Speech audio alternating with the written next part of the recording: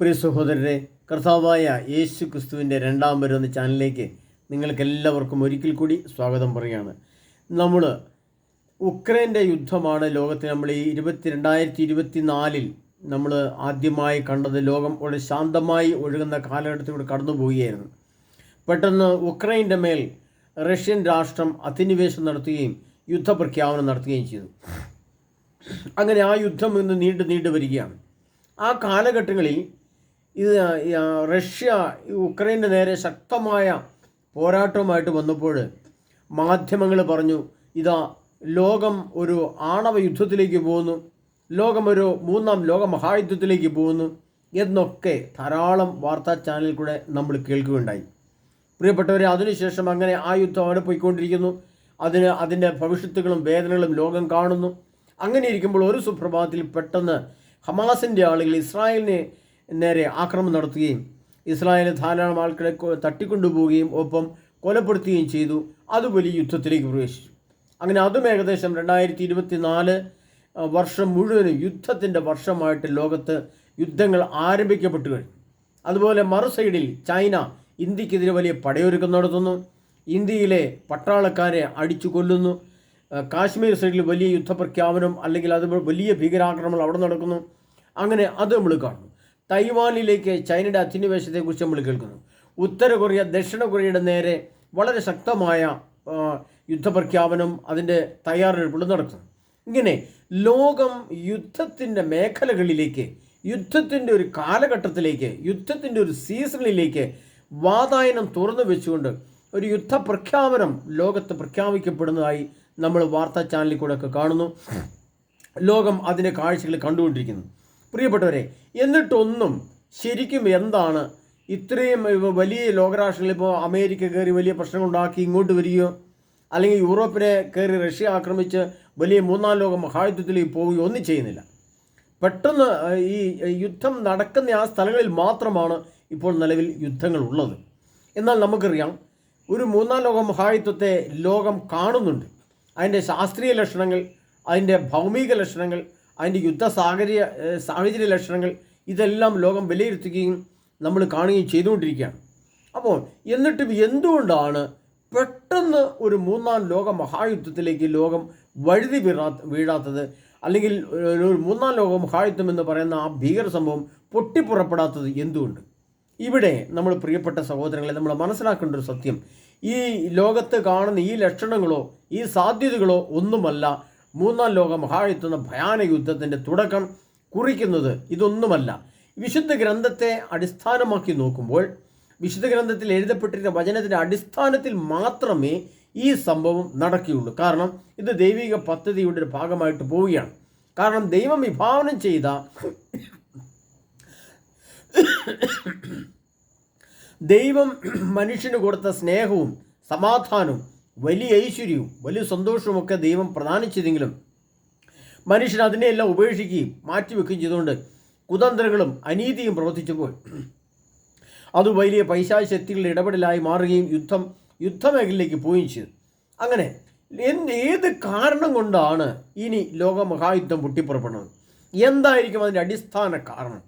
വിശുദ്ധ ഗ്രന്ഥത്തെ ആസ്പദമാക്കി നമ്മൾ പഠിക്കുമ്പോൾ എന്താണ് ഇതിൻ്റെ പ്രശ്നം, എന്താണ് അടിസ്ഥാന കാരണം, എന്തായിരിക്കും അടിസ്ഥാന വിഷയമായിട്ട് ഈ സംഭവത്തിൻ്റെ പിന്നിൽ പ്രവർത്തിക്കുക എന്ന് പഠിക്കുമ്പോൾ നമുക്ക് മനസ്സിലാക്കേണ്ടത്, സക്കറിയ പ്രവാചകന്റെ പുസ്തകം 12-ാം അധ്യായത്തിലാണ് അതിൻ്റെ കാരണം. മറ്റൊരു കാരണവും ഒരു മൂന്നാം ലോക മഹായുദ്ധത്തിൻ്റെ തുടക്കമായിട്ട് വരുന്നില്ല. ഈ ലോകത്തിലെ രാഷ്ട്രീയ ഇച്ഛാശക്തികളോ അല്ലെങ്കിൽ രാഷ്ട്രീയ ബലാബലങ്ങളോ അല്ലെങ്കിൽ രാഷ്ട്രീയ ആധിപത്യങ്ങളോ അല്ലെങ്കിൽ ആണവബോംബിൻ്റെ ശക്തിയോ അതിൻ്റെ രാഷ്ട്രീയ ശക്തിയോ ഇച്ഛാശക്തിയോ ഒന്നുമല്ല ഒരു മൂന്നാം ലോക മഹായുദ്ധത്തിലേക്ക് ലോകം പോകാനുള്ള കാരണം. നമുക്കറിയാം, മൂന്നാം ലോക മഹായുദ്ധത്തിൻ്റെ ഏറ്റവും വലിയ പ്രത്യേകത, 1ഉം 2ഉം മഹായുദ്ധങ്ങളിൽ നടക്കുമ്പോൾ ആണവ ആയുധങ്ങൾ കണ്ടുപിടിക്കപ്പെട്ട കാലമായിരുന്നു 2ാം ലോക മഹായുദ്ധം. എന്നാൽ അന്ന് അമേരിക്ക എന്ന രാഷ്ട്രത്തിന് മാത്രമേ അല്ലെങ്കിൽ റഷ്യ എന്ന രാഷ്ട്രത്തിന് മാത്രമേ ആണവായുധങ്ങൾ ഉണ്ടായിരുന്നുള്ളൂ. അതൊന്നും പ്രായോഗിക തലത്തിൽ വന്നിരുന്നില്ല. എന്നാൽ അതിൻ്റെ 2ാം ലോക മഹായുദ്ധത്തിൻ്റെ അവസാന കാലഘട്ടങ്ങളിൽ സംഭവിച്ചെന്താണ്? ഹിരോഷിമയിലെ നാഗസാക്കിലും അണുബോംബ് ഇട്ടുകൊണ്ട് ഇത് അണുബോംബ് ഇട്ടാണ്ടാകുന്ന ഭവിഷ്യത്ത് ലോകത്തിന് മനസ്സിലാക്കാൻ സാധിച്ചു.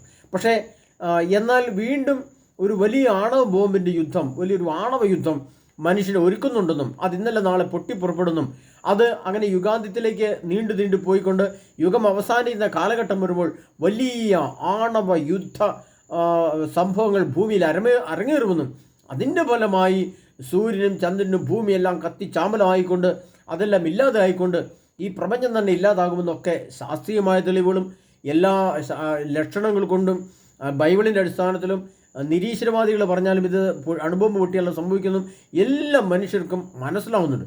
എന്നാൽ എന്ത് കാരണത്തിൻ്റെ അടിസ്ഥാനത്തിലാണ് ആദ്യമായി ഇനി ഈ ഒരു ആണവ യുദ്ധം പൊട്ടിപ്പുറപ്പെടുന്നത് എന്ന് ചിന്തിക്കുമ്പോൾ അത് ഞാൻ പറഞ്ഞതുപോലെ സഖറിയാപുരാൻ്റെ പുസ്തകത്തിലാണ് അതിൻ്റെ കാരണം എഴുതി വെച്ചിരിക്കുന്നത്. നമുക്കറിയാം പ്രിയപ്പെട്ടവരെ, ലോകത്ത് ഏറ്റവും കൂടുതൽ ആരാധന നടന്നതും ലോകം കണ്ടിട്ടുള്ള വെച്ച് ഏറ്റവും വലിയ ശക്തവുമായ ആരാധന വലിയ ദേവാലയമായിരുന്നു സോളമൻ രാജാവ് പണിത ജെറുസലേം ദേവാലയം. ആ ജെറുസലേം ദേവാലയത്തിൽ വളരെ ശക്തമായ ആരാധന നടത്തുകയും ലോകത്തിൻ്റെ വിവിധ ഭാഗങ്ങളിൽ നിന്നും ധാരാളം ആളുകൾ യഹൂദന്മാരും അതോട് ചേർന്ന് വരുന്ന അവർക്ക് താല്പര്യമുള്ള ആളുകളൊക്കെ വന്ന് വലിയ ആരാധന നടത്തുകയും വലിയ ആഘോഷം നടത്തുകയും ലോകം കണ്ടിട്ടുള്ള വെച്ച് ഏറ്റവും വലിയ ബലികൾ അവിടെ അർപ്പിക്കപ്പെടുകയും ഒക്കെ ചെയ്തിരുന്നു.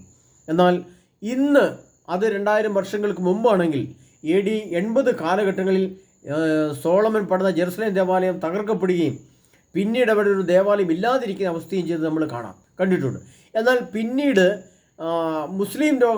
മുസ്ലിംസ് ലോകത്ത് പിറവി കൊള്ളുകയും ഖുർആനൊക്കെ രചിക്കപ്പെടുകയും അതിൻ്റെ ആധിപത്യം ലോകത്ത് വർദ്ധിക്കുകയും ചെയ്തു വന്ന കാലഘട്ടങ്ങളിൽ അവർ സ്ഥാപിച്ച ഒരു അൽ അക്സ പള്ളി എന്ന് പറയുന്ന ഒരു സംഭവം ഇന്ന് ജെറുസലേം ദേവാലയം എന്ന സ്ഥാനത്തിരിക്കുന്നതായിട്ട് ലോകത്ത് എല്ലാവർക്കും അറിയാം. അത് ചരിത്ര സത്യവും യാഥാർത്ഥ്യവും ഇന്ന് കണ്ടുകൊണ്ട് കാണാവുന്നതുമാണ്. എന്നാൽ ഒരു സഹോദരങ്ങളെ, സഖറിയാപുരാൻ്റെ പുസ്തകത്തിൽ 12-ാം അധ്യായം 4-ാം തിരുവചനത്തിൽ അവിടുന്ന് ഒരു വചനം വളരെ വ്യക്തമായിട്ട് എഴുതി വെച്ചിട്ടുണ്ട്. അത് നമ്മൾ ശരിക്കും വായിച്ച് പഠിക്കുമ്പോൾ അതാണ് ആഗോള യുദ്ധം പൊട്ടിപ്പുറപ്പെടാനുള്ള കാരണമെന്ന് നമുക്ക് ബൈബിളിൻ്റെ അടിസ്ഥാനത്തിൽ മനസ്സിലാക്കാം. അത് ഇപ്രകാരമാണ് പ്രിയപ്പെട്ടവരെ, ഞാനിത് മുമ്പ് സൂചിപ്പിച്ചുള്ളതാണെങ്കിലും വളരെ വിശദമായി പറയാണ്. കാരണം 3-ാം ലോക മഹായുദ്ധത്തിലേക്ക് ലോകം അടുത്തടുത്ത് വരുമ്പോൾ ഏത് കാരണത്താലാണ് ഇത് സംഭവിക്കുന്നത് നമ്മൾ മനസ്സിലാക്കേണ്ടിയിരിക്കുന്നു. കാരണം നമുക്കറിയാം, ഇന്ന് ഇസ്രായേലിനെ ആക്രമിക്കുവാൻ വേണ്ടി മുസ്ലിം രാഷ്ട്രങ്ങൾ ശക്തമായിട്ട് വരുമ്പോൾ ഇവിടെ വലിയൊരു മതവിഭാഗത്തിൻ്റെ വിഭജനം, മതവിഭാഗത്തിൻ്റെ കോപവും ക്രോധവുമൊക്കെ മതപരമായ രീതിയിൽ സംഭവിക്കുന്നത് നമ്മൾ കാണുന്നുണ്ട്. ആ കാണുന്നതിൻ്റെ അടിസ്ഥാനത്തിലാണ് ഇനി ഇതിൻ്റെ ക്രോധം വലുതാകുന്നത്. ഇപ്പോൾ 3-ാം ലോക മഹായുദ്ധം പൊട്ടിപ്പുറപ്പെടാതെ ഇരിക്കുന്നതിന് പിന്നിൽ ഒറ്റയ്ക്കൊരു രാഷ്ട്രത്തിനോ 3-4 രാഷ്ട്രങ്ങൾക്കോ ഇസ്രായേലിനെ ആക്രമിക്കാൻ സാധിക്കില്ല എന്ന് അവർ മനസ്സിലാക്കിയതുകൊണ്ടാണ്. എന്നാൽ ഈ കാലഘട്ടങ്ങളിൽ അവർ ചെയ്യുന്നത് ഈ ഇറാനോ പോലുള്ള രാഷ്ട്രങ്ങൾ, മുസ്ലിംസ് രാഷ്ട്രങ്ങളെ പോലുള്ള രാഷ്ട്രങ്ങളൊക്കെ അവർക്ക് താല്പര്യമില്ലാത്ത ആശയമായിരുന്നു കമ്മ്യൂണിസം. എങ്കിലും അത്തരം രാഷ്ട്രങ്ങളെ കൂട്ടുപിടിച്ചുകൊണ്ട്, അത്തരം രാഷ്ട്രങ്ങളെ കൂടെ കൂട്ടിച്ചേർത്തുകൊണ്ട് ഒരു വലിയ സൈനിക സന്നാഹം രൂപീകരിച്ച് ഒരു വലിയ സൈനിക വ്യൂഹത്തെ ഉൾക്കൊള്ളിച്ചുകൊണ്ട് ഇസ്രായേലിനെതിരെ വരുവാനുള്ള കരുനീക്കങ്ങൾ നടത്തുകയും ചർച്ച നടത്തുകയും അതിൻ്റെ രഹസ്യവും പരസ്യവുമായ സംഭവങ്ങൾ ലോകത്ത് നടമാടുകയും ചെയ്യുന്നത് ലോകം കണ്ടുകൊണ്ടിരിക്കുകയാണ്. അതുകൊണ്ടാണ് അല്പം താമസമെടുക്കുന്നത്. ആ താമസത്തിൻ്റെ പിന്നിലെ കാരണം പോലും സഖറിയാപുരാൻ്റെ പുസ്തകം 4-ാം അധ്യായത്തിൽ, സഖറിയാപുരാൻ്റെ പുസ്തകം 12-ാം അധ്യായത്തിൽ അതിൻ്റെ 3-ാം തിരുവചനത്തിൽ കർത്താവ് എഴുതി വെച്ചിരിക്കുന്നത്, അന്ന് ഞാൻ ജെറുസലേമിനെ ഭാരമേറിയ കല്ലാക്കും, അത് പൊക്കുന്നവർക്ക് കഠിനമായ മുറിവേൽക്കും, ഭൂമിയിലെ എല്ലാ ജനങ്ങളും അതിനെതിരെ ഒത്തുചേരും. കർത്താവ് അരുളി ചെയ്യുന്നു, അന്ന് ഞാൻ കുതിരകൾക്ക് പരിഭ്രാന്തിയും കുതിരക്കാരന്മാർക്ക് ഭ്രാന്തും വരുത്തും. ജനതകളുടെ കുതിരകളെ അന്ധമാക്കുന്ന അന്ന് ഞാൻ യൂദാഭവനത്തെ കടാക്ഷിക്കും. അതിനുശേഷം പറയാണ്, കടാക്ഷിക്കും. യൂദായുടെ കുലങ്ങൾ പറയും, ജെറുസലേം നിവാസികൾക്ക് തങ്ങളുടെ ദൈവമായ സൈന്യങ്ങളുടെ കർത്താവിൽ നിന്ന് ശക്തി ലഭിച്ചിരിക്കുന്നു. പ്രിയപ്പെട്ടവരെ, അന്ന് ഞാൻ ജെറുസലേമിനെ ഭാരമേറിയ കല്ലാക്കും. അന്ന് ഒരു ദിവസത്തെക്കുറിച്ചാണ് അത് പറഞ്ഞിരിക്കുന്നത്. അന്ന് എന്ന ദിവസം, ആ ദിവസം ഏതാണ് എന്ന് വിശുദ്ധ ഗ്രന്ഥത്തിൽ വ്യക്തമായിട്ട് നോക്കിയാൽ നമുക്ക് കണ്ടെത്താൻ സാധിക്കില്ല. എന്നാൽ അത് ചില കണക്കുകളുടെ അടിസ്ഥാനത്തിൽ, ബൈബിളിൽ തന്നെ എഴുതപ്പെട്ടിരിക്കുന്ന ചില കണക്കുകളുടെ അടിസ്ഥാനത്തിൽ അത് അതിൻ്റേതായ രീതിയിൽ വെളിപ്പെട്ട് കിട്ടിയവർക്ക് വ്യക്തമായി പറയുവാൻ സാധിക്കും. പ്രിയപ്പെട്ടവരെ, 2033 യുഗാന്ത്യമാണ് നമ്മൾ മനസ്സിലാക്കുമ്പോൾ ഈ എസെക്കിയേൽ പ്രവാചകന്റെ പുസ്തകത്തിൽ 7 വർഷത്തെ യുദ്ധം ഉണ്ടായിരിക്കുമെന്ന് വ്യക്തമായിട്ട് എഴുതി വെച്ചിട്ടുണ്ട്. അപ്പോൾ 2033 യുഗാന്ത്യമായിട്ട് വരുമ്പോൾ അതിനു മുമ്പുള്ള 7 വർഷമാണ് ഈ യുദ്ധം നടക്കേണ്ടതെന്ന് വ്യക്തമായി നമുക്ക് മനസ്സിലാക്കാം. അങ്ങനെ വരുമ്പോൾ 2027 ജനുവരി മാസം 1-ാം തീയതി എന്ന് നമുക്ക് സങ്കല്പിക്കാൻ സാധിക്കും. കാരണം അന്ന് എന്നൊരു ദിവസത്തെക്കുറിച്ചാണ് കർത്താവ് വന്നിരിക്കുന്നത്. അന്ന് ഞാൻ ജെറുസലേമിനെ ഭാരമേറിയ കല്ലാക്കും. പ്രിയപ്പെട്ടവരെ, ഈ ജെറുസലേം എന്ന് പറയുന്നത് ജെറുസലേമിനെ ഭാരമേറിയ കല്ല് പോലെ ആക്കുമെന്ന് പറയുന്നതിന് പിന്നിലെ യഥാർത്ഥ അർത്ഥം എന്താണെന്ന് ചോദിച്ചാൽ, ജെറുസലേമിലായിരുന്നു സോളമൻ രാജാവിൻ്റെ ജെറുസലേം ദേവാലയം നിന്നിരുന്നത്. ആ ജെറുസലേം ദേവാലയം നിന്ന സ്ഥാനത്താണ് ഇന്ന് അൽ അക്സ പള്ളി നിലനിൽക്കുന്നത്. ഈ അൽ അക്സ പള്ളി നയിക്കുന്നതോ മുസ്ലിം മതവിഭാഗത്തിൽപ്പെട്ടവരുമാണ്. അപ്പോൾ അവരെ തള്ളി മാറ്റിക്കൊണ്ട് അവിടെ ജെറുസലേം ദേവാലയം വീണ്ടും ഇസ്രായേൽക്കാർ പണിതാൽ അത് വലിയ ആഭ്യന്തര പ്രശ്നങ്ങളും വലിയ പ്രശ്നങ്ങളുമാകുമെന്ന് ലോകം മുഴുവനും കണ്ടിട്ടുള്ളതാണ്, അറിയാവുന്നതുമാണ്. എന്നാൽ പ്രിയ സഹോദരങ്ങളെ, നമ്മൾ അവിടെ മനസ്സിലാക്കേണ്ട കാര്യമുണ്ട്. ഇതൊരു വലിയ ഇഷ്യൂ ആയിട്ട്, വലിയൊരു പ്രശ്നമായി, വലിയൊരു വിഷയമായിട്ട് ലോകരാഷ്ട്രങ്ങൾ ധാരാളം ചർച്ചകൾ നടത്തിയിട്ടുണ്ട്. അമേരിക്ക അതിൻ്റെ കാലഘട്ടങ്ങളിലൊക്കെ ഓരോ ഭരണാധിപന്മാർ ഇസ്രായേലിൽ വരികയും ഈ അൽ അക്സ പള്ളിയുമായിട്ട് ബന്ധപ്പെട്ടവരെ സമന്വയിപ്പിക്കുകയും അവർക്ക് വേണ്ടുന്ന ചില സംവിധാനങ്ങൾ ഒരുക്കി കൊടുക്കുകയും ഒക്കെ ചെയ്തുകൊണ്ട് അവരെ അവിടെ പോയ കഥകളൊക്കെ നമുക്കറിയാം. അങ്ങനെയായിരുന്നു ബിൻ ലാദൻ്റെ നേതൃത്വത്തിൽ അമേരിക്കയിലെ വേൾഡ് ട്രേഡ് സെൻ്ററൊക്കെ തകർത്ത് നമ്മൾ കണ്ടതാണ്. എന്നാൽ പ്രിയ സഹോദരങ്ങളെ, ആ പ്രശ്നങ്ങൾ അവിടെ തീർന്നിട്ടില്ല. ആ പ്രശ്നങ്ങൾ വീണ്ടും അതിൻ്റെ രൂക്ഷതയിലേക്ക് പോവുകയാണ്. അങ്ങനെ വിശുദ്ധ ഗ്രന്ഥത്തിൽ, നമ്മുടെ പഴയ നിയമ ഗ്രന്ഥങ്ങൾ ഇന്നും ഇസ്രായേൽക്കാരുടെ ഹീബ്രു മൂലത്തിൽ, ഹീബ്രു ഭാഷയിൽ എഴുതപ്പെട്ടിരിക്കുന്നതിൽ അതിനകത്ത് ഡേറ്റുകൾ എഴുതപ്പെട്ടിട്ടുണ്ട്. ആ ഡേറ്റിൻ്റെ മലയാള പരിഭാഷയാണ് സക്രിയ പ്രവചനം 12-ാം അധ്യായം 3-ാം തിരുവചനം. അതുകൊണ്ടാണ് പറയുന്നത്, അന്ന് ഞാൻ ജെറുസലേമിനെ ഭാരമേറിയ കല്ലാക്കും. ഈ ഇസ്രായേലിലുള്ള റബ്ബിമാർ, അവരുടെ മതപുരോഹിതന്മാർ ഈ ഹീബ്രു മൂലം പഠിക്കുകയും അതിൻ്റെ വ്യാഖ്യാനം അവർക്ക് മനസ്സിലായിക്കൊണ്ട് അവർക്ക് അറിയാവുന്നതുകൊണ്ട് അവർ പറയും, ഇന്ന ദിവസം നമുക്ക് ജെറുസലേമിൽ പുതിയ ജെറുസലേം ദേവാലയം പണിയുകയും അവിടെ ഇസ്രായേൽക്കാരുടെ പഴയ ബലിയും ആരാധനയും വളരെ ശക്തമായിട്ട് നമ്മൾ കൊണ്ടുപോവുകയും ചെയ്യണമെന്ന് മന്ത്രിസഭയോടൊക്കെ സംസാരിച്ചുകൊണ്ട് അവർ ഈ കാര്യങ്ങൾ ബോധ്യപ്പെടുത്തിക്കൊണ്ട് അതിൻ്റെ അടിസ്ഥാനത്തിലാണ് ഇസ്രായേൽ എന്ന രാഷ്ട്രം പോകുന്നത്. അങ്ങനെ അവർ മുന്നോട്ട് പോകുമ്പോൾ ആ കറക്റ്റ് ഡേറ്റ്, 7 വർഷത്തെ യുദ്ധവും 7 വർഷം തുടങ്ങുന്ന ആദ്യത്തെ ദിവസവും അവർ ആ സംഭവം, അതായത് അൽ അക്സ പള്ളിയെ അവരവിടുന്ന് പിഴുതു മാറ്റുകയോ എടുത്തു മാറ്റുകയോ നശിപ്പിക്കുകയോ എന്തെങ്കിലും ചെയ്തുകൊണ്ട് അവിടെ പഴയ ജെറുസലേം ദേവാലയം എന്ന സ്ഥാനത്ത് അവർ പുതിയ ജെറുസലേം ദേവാലയം പണിയുമെന്ന് ലോകത്തിനറിയാം. അത് സംഭവിക്കുമെന്നും എല്ലാ രാഷ്ട്രങ്ങൾക്കും അറിയാം. പക്ഷേ ആ സംഭവത്തിൻ്റെ മുന്നോടിയായിട്ടുള്ള ആ വേദനകളുടെ തുടക്കവും ആ വേദനകളുടെ പ്രശ്നങ്ങളുമാണ് ഇന്ന് ലോകത്ത് കണ്ടുകൊണ്ടിരിക്കുന്നത്. പ്രിയപ്പെട്ട സഹോദരങ്ങളെ, അതുകൊണ്ടാണ് കർത്താവ് പറഞ്ഞ, അന്ന് ഞാൻ ജെറുസലേമിനെ ഭാരമേറിയ കല്ലാക്കും. ഒരു വലിയ കല്ലെടുത്ത് തലയിൽ വെച്ചുകൊണ്ട് നിന്നാൽ ആ മനുഷ്യൻ അനുഭവിക്കുന്ന വേദന, അതിൻ്റെ ഭാരത്തിൻ്റെ അസ്വസ്ഥത, എത്രമാത്രം ആ മനുഷ്യൻ അതിൻ്റെ സഹനം ഏറ്റെടുക്കുന്നു, എത്രമാത്രം അതിൻ്റെ വേദന അനുഭവിക്കുന്നു. അതേപോലെ ഇസ്രായേൽ എന്ന രാഷ്ട്രം ഇത് പണിയാനും വയ്യ, പണിയാതിരിക്കാനും വയ്യ. കാരണം പണിതേ പറ്റൂ. കാരണം ദൈവമായ കർത്താവിൽ നിന്ന് ശക്തി സംഭരിക്കണമെങ്കിൽ ഈ ആരാധന വേണമെന്നും ഈ ആരാധന ഇല്ലാതെ വന്നുകൊണ്ടാണ് ഇസ്രായേൽ ജനത്തെ ഇത്രമാത്രം കഷ്ടങ്ങളും പ്രശ്നങ്ങളും ആകുലതകളും വന്നതെന്നും അവിടുത്തെ നിയമങ്ങളെല്ലാം ലംഘിക്കപ്പെട്ടത് ആരാധന ഇല്ലാത്തതുകൊണ്ടാണെന്നും അവിടുത്തെ ആരാധനയിൽ കൂടെ ജെറുസലേം എന്ന രാഷ്ട്രത്തെ തോൽപ്പിക്കാൻ പറ്റാത്ത വിധം അതിശക്തമായ ജെറുസലേം ലോകത്തിലെ ഏറ്റവും പ്രധാനപ്പെട്ട ശക്തിയായിട്ട് വളരുമെന്നും വരുമെന്നും എല്ലാവർക്കും അറിയാം. അത് ഇസ്രായേൽ എന്ന രാഷ്ട്രത്തിനും അറിയാം, ഇസ്രായേൽ എന്ന രാഷ്ട്രത്തിന് പുറത്തുള്ളവർക്കും അറിയാം. എന്നാൽ അത് സംഭവിക്കുന്നത് എന്താണെന്ന് മാത്രം ലോകത്തിന് വ്യക്തമല്ലെങ്കിലും ഇസ്രായേൽക്കാർക്ക് അവരുടെ ഹീബ്രു മൂലത്തിന് വ്യക്തമായിട്ട് അറിയാം. അതുകൊണ്ട് അവർ സംഭവിക്കും, 2027 ജനുവരി ആദ്യ ദിവസം അല്ലെങ്കിൽ ആദ്യ ആഴ്ചയിൽ തന്നെ അവർ ജെറുസലേം ദേവാലയത്തെ ചുരുങ്ങിയ ദിവസങ്ങൾ കൊണ്ട് പണിയുവാനുള്ള ശ്രമം നടത്തും. അത് അങ്ങനെ വരുന്ന സമയത്താണ് കർത്താവ് പറഞ്ഞത്, അത് ജെറുസലേമിനെ ഭാരമേറിയകല്ലാക്കും, അത് പൊക്കുന്നവർക്ക് കഠിനമായി മുറിവേൽക്കും. അപ്പോൾ ഇസ്രായേൽ എന്ന രാഷ്ട്രത്തിൻ്റെ ഈ ജെറുസലേം ദേവാലയത്തിൻ്റെ പണിക്ക് വേണ്ടി ആരൊക്കെ സപ്പോർട്ട് ചെയ്യുന്നു, പിന്താങ്ങുന്നു, അതിനൊക്കെ ആരെല്ലാം എന്തെല്ലാം ധനസഹായം ചെയ്യുന്നു, സാങ്കേതികവിദ്യ പകർന്നു കൊടുക്കുന്നു, അവരൊക്കെ എന്തു ചെയ്യും?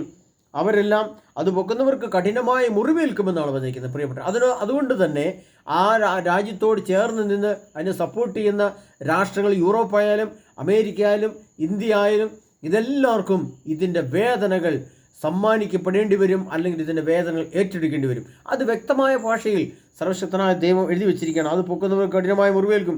ഭൂമിയിലെ എല്ലാ ജനങ്ങളും അതിനെതിരെ ഒത്തുചേരും. പ്രിയപ്പെട്ട സഹോദരങ്ങളെ, ഇതിനെതിരെ ജെറുസലേം ദേവാലയം പണിയുന്നതിനോട് ആരും യോജിക്കുന്നില്ല. കാരണം ജെറുസലേം ദേവാലയത്തോട് താല്പര്യമില്ലാത്തതുകൊണ്ടല്ല, ഇസ്രായേൽ എന്ന രാഷ്ട്രത്തോട് താല്പര്യമില്ലാത്തതുകൊണ്ടല്ല, പക്ഷേ ഈ അൽ-അഖ്സ പള്ളിയെ മാറ്റിക്കൊണ്ട് പുതിയ ജെറുസലേം ദേവാലയം അവിടെ സ്ഥാപിക്കപ്പെടുമ്പോൾ അത് മുസ്ലിം രാഷ്ട്രം മുഴുവനും ഒന്നായി ഇളകുമെന്നും അത് വലിയ ആഗോള യുദ്ധത്തിലേക്ക് തുടക്കം കുറിക്കുമെന്നും ആ തുടക്കത്തിൽ തന്നെ ആണവ സ്ഫോടനങ്ങൾ സംഭവിക്കുമെന്നും ആ ആണവ സ്ഫോടനത്തിൻ്റെ ഫലമായി ലോകത്തിൻ്റെ വിവിധ ഭാഗങ്ങളിൽ ആണവ ബോംബുകൾ ഇടുമെന്നും അത് വലിയ യുദ്ധത്തിലേക്ക് എടുത്തു ചാടുമെന്നും ലോകത്തിലെ എല്ലാ രാഷ്ട്രങ്ങൾക്കും അറിയാം. അതുകൊണ്ട് അത് വ്യക്തമായ ഭാഷയിൽ സർവശക്തനായ എഴുതി വെച്ചിരിക്കുകയാണ്. ഭൂമിയിലെ എല്ലാ ജനങ്ങളും അതിനെതിരെ ഒത്തുചേരും. അത് പണിയാൻ പാടില്ല, അത് ചെയ്യാൻ പാടില്ല, അത് തെറ്റാണ്, ആ പള്ളി പൊളിച്ച് ശരിയായില്ലെന്ന് പറഞ്ഞുകൊണ്ട് എല്ലാ ജനങ്ങളും വരും. കാരണം ഇത് വലിയ വിഷയമായിട്ട് മാറുമ്പോൾ യുദ്ധം അതിൻ്റെ എല്ലാ രാഷ്ട്രങ്ങളിലേക്കും വ്യാപിക്കുമ്പോൾ യുദ്ധങ്ങൾ ഇതുമൂലമാണല്ലോ ഉണ്ടായതെന്ന് വിചാരിച്ചുകൊണ്ട് അവരെതിരെ അത് പണിയരുത് എന്ന് പറഞ്ഞുകൊണ്ട് നമുക്കറിയാം അടുത്ത ദിവസങ്ങളിൽ കഴിഞ്ഞ ഏതാനും ദിവസങ്ങളിൽ തന്നെ ഇസ്രായേലിൻ്റെ വിദേശകാര്യ വകുപ്പ് മന്ത്രി വ്യക്തമായിട്ട് പറഞ്ഞിട്ടുണ്ട്, ഞങ്ങൾ അവിടെ അൽ-അഖ്സ പള്ളി നിൽക്കുന്നിടത്തത് ഞങ്ങളവിടെ സിനഗോഗ് പണിയും എന്ന് പറഞ്ഞിട്ടുണ്ട്. അത് ലോകരാഷ്ട്രങ്ങളിൽ ചർച്ച വന്നിട്ടുണ്ട്. ലോകത്തിലെ വിവിധ രാഷ്ട്രങ്ങൾ അത് അപലപിച്ചിട്ടുണ്ട്. ചില രാഷ്ട്രങ്ങൾ അങ്ങനെ പറയാൻ പാടില്ല, പറഞ്ഞത് തെറ്റായിപ്പോയെന്ന് അപലപിച്ചിട്ടുണ്ട്. ഇതൊക്കെ എന്തിൻ്റെ തുടക്കമാണ്? ഇത് ആ മന്ത്രി അത് പറഞ്ഞെങ്കിൽ പതുക്കെ പതുക്കെ വാക്കുകൊണ്ട് പറഞ്ഞ് വാക്കുകൊണ്ട് പ്രവർത്തിച്ച് അത് അതിൻ്റെ നിർമ്മാണ പ്രവർത്തനം തുടങ്ങുന്നതിന് വേണ്ടി ലോകം ഒരുങ്ങിക്കോ, ഞങ്ങൾ ഒരുങ്ങിക്കഴിഞ്ഞു എന്നതിൻ്റെ സൂചനയാണ് പ്രിയപ്പെട്ടവരെ. അപ്പോൾ അതുകൊണ്ട് കർത്താവ് എല്ലാ ജനങ്ങളും അതിനെ ഒത്തുചേരും. ഏത് കർത്താവ് വന്നിരിക്കുകയാണ്. അപ്പം ജനങ്ങളിത് സമ്മതിക്കുകയില്ല. ജനങ്ങളെന്ന് പറഞ്ഞാൽ ഈ ലോകരാഷ്ട്രങ്ങളിലെ മുസ്ലിം രാഷ്ട്രങ്ങൾ ആരും സമ്മതിക്കില്ല. അതിനോട് ചേർന്ന് നിൽക്കുന്ന സഖ്യരാഷ്ട്രങ്ങൾ അല്ലെങ്കിൽ ഇന്നത്തെ ഇസ്രായേലിന് എതിര് നിൽക്കുന്ന എല്ലാ രാഷ്ട്രങ്ങളും അതിനെ സമ്മതിക്കാതെ വരികയും അതിനെ എതിരിടുകയും അതിനെ പണിയാതിരിക്കുന്നതിന് വേണ്ടി സംവിധാനം ചെയ്യും. അത് യുദ്ധത്തിന് വഴിതെളിക്കുകയും ചെയ്യും. ഭൂമിയിലെ എല്ലാ ജനങ്ങളും അതിനെതിരെ ഒത്തുചേരും. അത് ജനങ്ങളെല്ലാം പറയും, ഒരു വലിയ ശക്തിയായിട്ട് ചേർന്നുകൊണ്ട് അവർ പറയും പാടില്ല എന്ന് അവർ വിലക്കും. അത് അപ്പോൾ കർത്താവ് എന്താ സംഭവിക്കുക? കർത്താവ് അരുളി ചെയ്യുന്നു. അപ്പോൾ അതിനെക്കുറിച്ച് ദൈവമായ കർത്താവ് അരുളി ചെയ്ത് വെച്ചിട്ടുണ്ട്. എന്ന് പറഞ്ഞാൽ ദൈവമായ കർത്താവ് അതിനെപ്പറ്റി പ്രവചിച്ച് വെച്ചിട്ടുണ്ട്. എന്താണ് ലോകത്ത് സംഭവിക്കുക? ഈ ആണവ യുദ്ധത്തിൻ്റെ തുടക്കമായി ഈ വലിയ യുദ്ധം എന്ന് പറയുന്നത് ലോകം അവസാനത്തിലേക്ക്, ലോകാവസാനം എന്ന ആ പരമസത്യത്തിലേക്കുള്ള പോക്കാണ്. അതുകൊണ്ടാണ് ഈ ലോകയുദ്ധം, മൂന്നാം ലോക മഹായുദ്ധത്തെ ലോകം ഇത്രമാത്രം ഭയക്കുന്നത്, ലോകം ഇത്രമാത്രം ശ്രദ്ധിക്കുന്നത്. അത് ആണവയുദ്ധത്തിലൂടെ തുടങ്ങുന്നു, വീണ്ടും ആണവയുദ്ധം അതിന് മുന്നിലേക്ക് പോകുന്നു. അങ്ങനെ ഈ ലോകത്ത് അതിൻ്റെ പരിപൂർണാവസ്ഥയിലേക്ക് പ്രവേശിക്കുമ്പോൾ യുഗാന്തത്തിലേക്ക് വരികയാണ്. അപ്പോൾ അന്ന് കർത്താവ് അരുളി ചെയ്യുന്നു, അന്ന് ഞാൻ കുതിരകൾക്ക് പരിഭ്രാന്തിയും കുതിരക്കാരന്മാർക്ക് ഭ്രാന്തും വരുത്തും. അതൊരു വലിയ നിഗൂഢ രഹസ്യങ്ങളുടെ വചനമാണ് പ്രിയപ്പെട്ടവരെ. ഇടയ്ക്ക് ഞാൻ പറഞ്ഞിരുന്നെങ്കിലും ഇപ്പോൾ വീണ്ടും ഞാൻ നിങ്ങളോട് എടുത്തു പറഞ്ഞ് സൂചിപ്പിക്കുന്നത് എന്തുകൊണ്ടാണെന്ന് ചോദിച്ചാൽ, ഇത് ജെറുസലേം ദേവാലയത്തിൻ്റെ പണി ഏകദേശം ആരംഭിക്കാറായ കാലഘട്ടത്തിൽ അവർ തയ്യാറായിക്കൊണ്ടിരിക്കുകയാണ്. അതുകൊണ്ടാണ് വിദേശ വകുപ്പ് മന്ത്രികളും അവിടുത്തെ ഇസ്രായേൽ മന്ത്രികൾ പറഞ്ഞാൽ ഞങ്ങളുടെ സിനഗോഗ് സ്ഥാപിക്കുമെന്ന് പറഞ്ഞിട്ടുണ്ടെങ്കിൽ അത് സംഭവിക്കുക തന്നെ ചെയ്യും പ്രിയപ്പെട്ടവരെ. അന്ന് സംഭവിക്കുന്ന സംഭവത്തെക്കുറിച്ചാണ് കർത്താവ് പറഞ്ഞിരിക്കുന്നത്. അന്ന് ഞാൻ കുതിരകൾക്ക് പരിഭ്രാന്തി വരുത്തും എന്ന് പറഞ്ഞാൽ, കുതിര എന്ന് പറയുന്നത് നമുക്കറിയാം പഴയ കാലഘട്ടങ്ങളിൽ കുതിരകളെ ഉപയോഗിച്ചുകൊണ്ടായിരുന്നു യുദ്ധം ചെയ്തിരുന്നത്. കുതിരപ്പുറത്ത് വേഗത്തിൽ ഓടി വരിക, അപ്പോൾ എതിർഭാഗത്ത് നിന്ന് കുതിരകൾ ഓടി വരുന്നു. അങ്ങനെ കയ്യിലിരിക്കുന്ന വാളുപയോഗിച്ച് വെട്ടുകയും കുത്തുകയും ചെയ്തുകൊണ്ട് പട്ടാളക്കാർ തമ്മിൽ ഏറ്റുമുട്ടിക്കൊണ്ടായിരുന്നു അന്നത്തെ യുദ്ധം നടന്നിരുന്നെങ്കിൽ, നമുക്കറിയാം ഇന്ന് കുതിരയെ ഉപയോഗിച്ചുകൊണ്ടല്ല യുദ്ധം നടക്കുന്നത്. കാരണം ഈ കുതിരകളുടെ സ്ഥാനത്ത് കുതിരശക്തിയുള്ള മിസൈലുകൾ, ആണവ ബോംബുകൾ, അതുപോലെ തന്നെ വിമാനങ്ങൾ, റോക്കറ്റുകൾ, ഹൈപ്പർസോണിക് മിസൈൽ എന്നീ പറയുന്ന സംവിധാനങ്ങളെല്ലാം ഉപയോഗിച്ചുകൊണ്ടാണ് ഇന്ന് യുദ്ധം നടക്കുന്നത്. അല്ലാതെ കുതിരപ്പുറത്തല്ല, നമുക്ക് എല്ലാവർക്കും അറിയാം. അപ്പോൾ അതുകൊണ്ട് അവർ കുതിരകളെ എന്ന് പറയുന്ന അന്നത്തെ കുതിര സംവിധാനത്തെ വെച്ചുകൊണ്ട് അതിൻ്റെ അർത്ഥത്തെ കർത്താവ് പറഞ്ഞു വെച്ചിരിക്കും. അന്ന് ഞാൻ കുതിരകൾക്ക് പരിഭ്രാന്തി വരുത്തും എന്ന് പറഞ്ഞാൽ, പ്രിയ സഹോദരങ്ങളെ, ഈ ആണവ മിസൈലുകളെ ഇസ്രായേലിനെ നശിപ്പിക്കുവാൻ വേണ്ടി ആണവ മിസൈലുകളെ ഇസ്രായേലിലേക്ക് ലോകരാഷ്ട്രങ്ങൾ വിടും. കുതിരശക്തിയുള്ള വലിയ ഭീമാകാരമായ ആണവ മിസൈലുകൾ, അതുപോലെ മറ്റു മിസൈലുകളും ഇസ്രായേൽ എന്ന രാഷ്ട്രത്തെ ഭൂമുഖത്ത് ഉടച്ചു മാറ്റുവാൻ ഈ രാഷ്ട്രങ്ങൾ മിസൈലുകൾ വിടുമ്പോൾ, കുതിരശക്തിയുള്ള മിസൈലുകൾ വരുമ്പോൾ, ഈ കുതിരശക്തി ഉള്ള മിസൈലുകൾ ഇസ്രായേലിൽ നിന്ന് തിരിച്ച് മറ്റു രാഷ്ട്രങ്ങളിലേക്ക് പോകും. ഇസ്രായേലിൽ വീഴാതെ തിരിച്ചു പോകും. ഇസ്രായേൽ വീഴാതെ മറ്റു രാഷ്ട്രങ്ങളിൽ പോയി. അപ്പോൾ കുതിരകൾക്ക് പരിഭ്രാന്തി വിരിച്ചാൽ കുതിര മുന്നോട്ട് പോകേണ്ടതിന് പകരം അതേ കുതിര പിന്നോട്ട് പോകുന്നത് പോലെ എന്തു സംഭവിക്കും? ഈ മിസൈലുകൾ തിരിച്ചു പോകുമെന്ന് കർത്താവ് പറഞ്ഞു വെച്ചിരിക്കുകയാണ്. അതുകൊണ്ട് പറഞ്ഞാൽ അന്ന് ഞാൻ കുതിരകൾക്ക് പരിഭ്രാന്തി വരുത്തും എന്ന് പറഞ്ഞാൽ, അന്ന് എന്ന് പറയുമ്പോൾ ഇന്ന് കുതിരകളല്ല എന്നും ആ കുതിരകളുടെ സ്ഥാനത്ത് മിസൈലുകളാണെന്ന് നമ്മൾ മനസ്സിലാക്കുമ്പോൾ, ഈ ആണവ മിസൈലുകളെ അതിനുള്ള സാങ്കേതിക വിദ്യ, അതിനുള്ള ശക്തി, അതിനുള്ള ജ്ഞാനം ഇസ്രായേൽ ജനത്തിനുണ്ട്, ഇസ്രായേൽ ശാസ്ത്രജ്ഞന്മാർക്കുണ്ട്. ഈ മിസൈലുകൾ തിരിച്ചു പോവുകയോ ഇസ്രായേൽ വീഴാതിരിക്കുകയോ ചെയ്യുമ്പോൾ അവരുടെ തന്നെ തലയിൽ വീഴുന്ന സംഭവം നടക്കുമ്പോൾ അവർക്ക് ജയിക്കണമെന്നുള്ള ആഗ്രഹത്താൽ വീണ്ടും അതിശക്തമായ യുദ്ധമായിട്ട് വീണ്ടും വരും. അപ്പോൾ കർത്താവ് അന്ന് ഞാൻ കുതിരകൾക്ക് പരിഭ്രാന്തി വരുത്തും, കുതിരപ്പടയാളികൾക്ക് ഭ്രാന്തും വരുത്തും. പ്രിയപ്പെട്ടവരെ, കുതിരകൾ എന്ന് പറയുമ്പോൾ മിസൈലിൻ്റെ ഉടമസ്ഥർ, അതായത് ആണവ രാഷ്ട്രങ്ങൾ എന്നാണ് അതിൻ്റെ ഇന്നത്തെ ഭാഷ.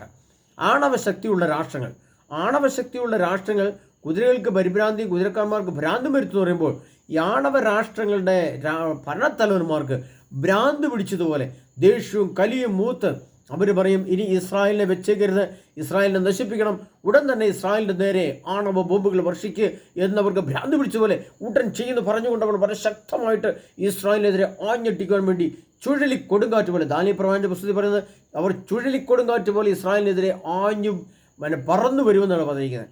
അപ്പോൾ ആ സംഭവം നടക്കാൻ പോവുകയാണ് പ്രിയപ്പെട്ടവരെ. അതുകൊണ്ടാണ് കർത്താവ് പറയുന്നത്, അന്ന് ഞാൻ കുതിരക്കാരന്മാർക്ക് ഭ്രാന്ത് വരുത്തും, ലോകരാഷ്ട്രങ്ങളിലെ തലവന്മാർ, അതായത് ഇസ്രായേലിനെ എതിർക്കുന്ന രാഷ്ട്രത്തലവന്മാർക്ക് ഭ്രാന്ത് പിടിച്ചതുപോലെ വലിയ ആണവ മിസൈലുകൾ ഇസ്രായേലിനെതിരെ ഉപയോഗിച്ചുകൊണ്ട് അവർ വരുമെന്ന് പറഞ്ഞിരിക്കുകയാണ്. അപ്പോൾ കർത്താവ് പറയുന്നൊരു സംഭവം അവിടെ വീണ്ടും രഹസ്യമാക്കി എഴുതി വെച്ചിട്ടുണ്ട് പ്രിയപ്പെട്ടവരെ. അത് നമ്മളിങ്ങനെ മനസ്സിലാക്കണം, ജനതകളുടെ കുതിരകളെ അന്ധമാക്കുന്ന അന്ന് ഞാൻ യൂദാഭവനത്തെ കടാക്ഷിക്കും. ജനതകളുടെ കുതിരകളെ. അപ്പോൾ അവിടെ നമ്മൾ മനസ്സിലാക്കേണ്ടത് പ്രിയപ്പെട്ടവരെ, ഈ ഉത്തര കൊറിയ, അതുപോലെ പാകിസ്ഥാൻ, മുസ്ലിം രാഷ്ട്രങ്ങൾ, ചൈന, റഷ്യ തുടങ്ങിയ രാഷ്ട്രങ്ങളൊക്കെ ആണവ രാഷ്ട്രങ്ങളാണ്, വലിയ ആണവ ശക്തിയുള്ള രാഷ്ട്രങ്ങളാണ്. അപ്പോൾ അവരുടെ കയ്യിലിരിക്കുന്ന ആണവ മിസൈലുകൾ ഇസ്രായേലിനെതിരെ വരുമ്പോൾ ഇസ്രായേൽക്കാരുടെ ഏറ്റവും വലിയ സാങ്കേതിക ശക്തിയായ ലേസർ രശ്മി ഉപയോഗിച്ചുകൊണ്ടുള്ള വെടി, നമ്മൾ തോക്കുകൊണ്ട് വെടിവെക്കുന്നത് പോലെ തന്നെ, ഒരു മിസൈൽ ആക്രമിക്കുന്ന പോലെ തന്നെ ഈ ലേസർ രശ്മി ഉപയോഗിച്ചുകൊണ്ട് ഈ ആണവ മിസൈലുകളെ ബഹിരാകാശത്ത് വെച്ച് പൊട്ടിക്കുന്ന സാങ്കേതിക വിദ്യ അവർക്കുണ്ട്.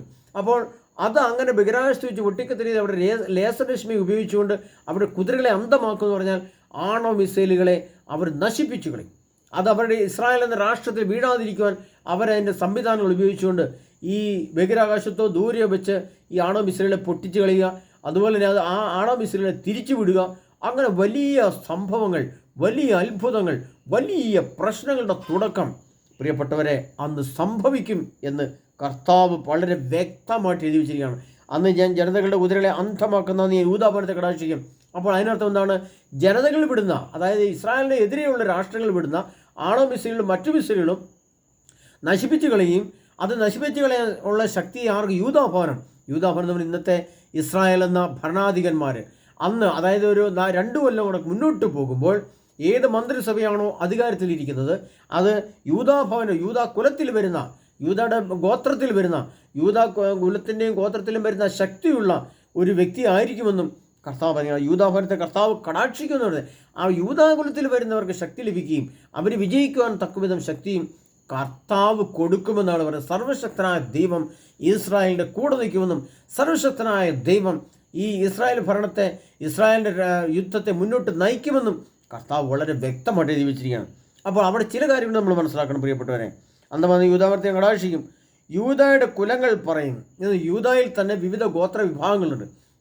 യൂദാ വംശത്തിൽ തന്നെ വിവിധ അതിൻ്റെ വിഭാഗങ്ങളുണ്ട്. അതിൻ്റെ കുലങ്ങൾ പറയും, ജെറുസലേം നിവാസികൾക്ക് തങ്ങളുടെ ദൈവമായ സൈന്യങ്ങളുടെ കർത്താവിൽ നിന്ന് ശക്തി ലഭിച്ചിരിക്കുന്നു. ഈ ശക്തി എവിടുന്ന് ലഭിക്കും? എന്തിനു വേണ്ടിയിട്ടാണ് ഈ ശക്തി ഇവർക്ക് ലഭിക്കുന്നത്?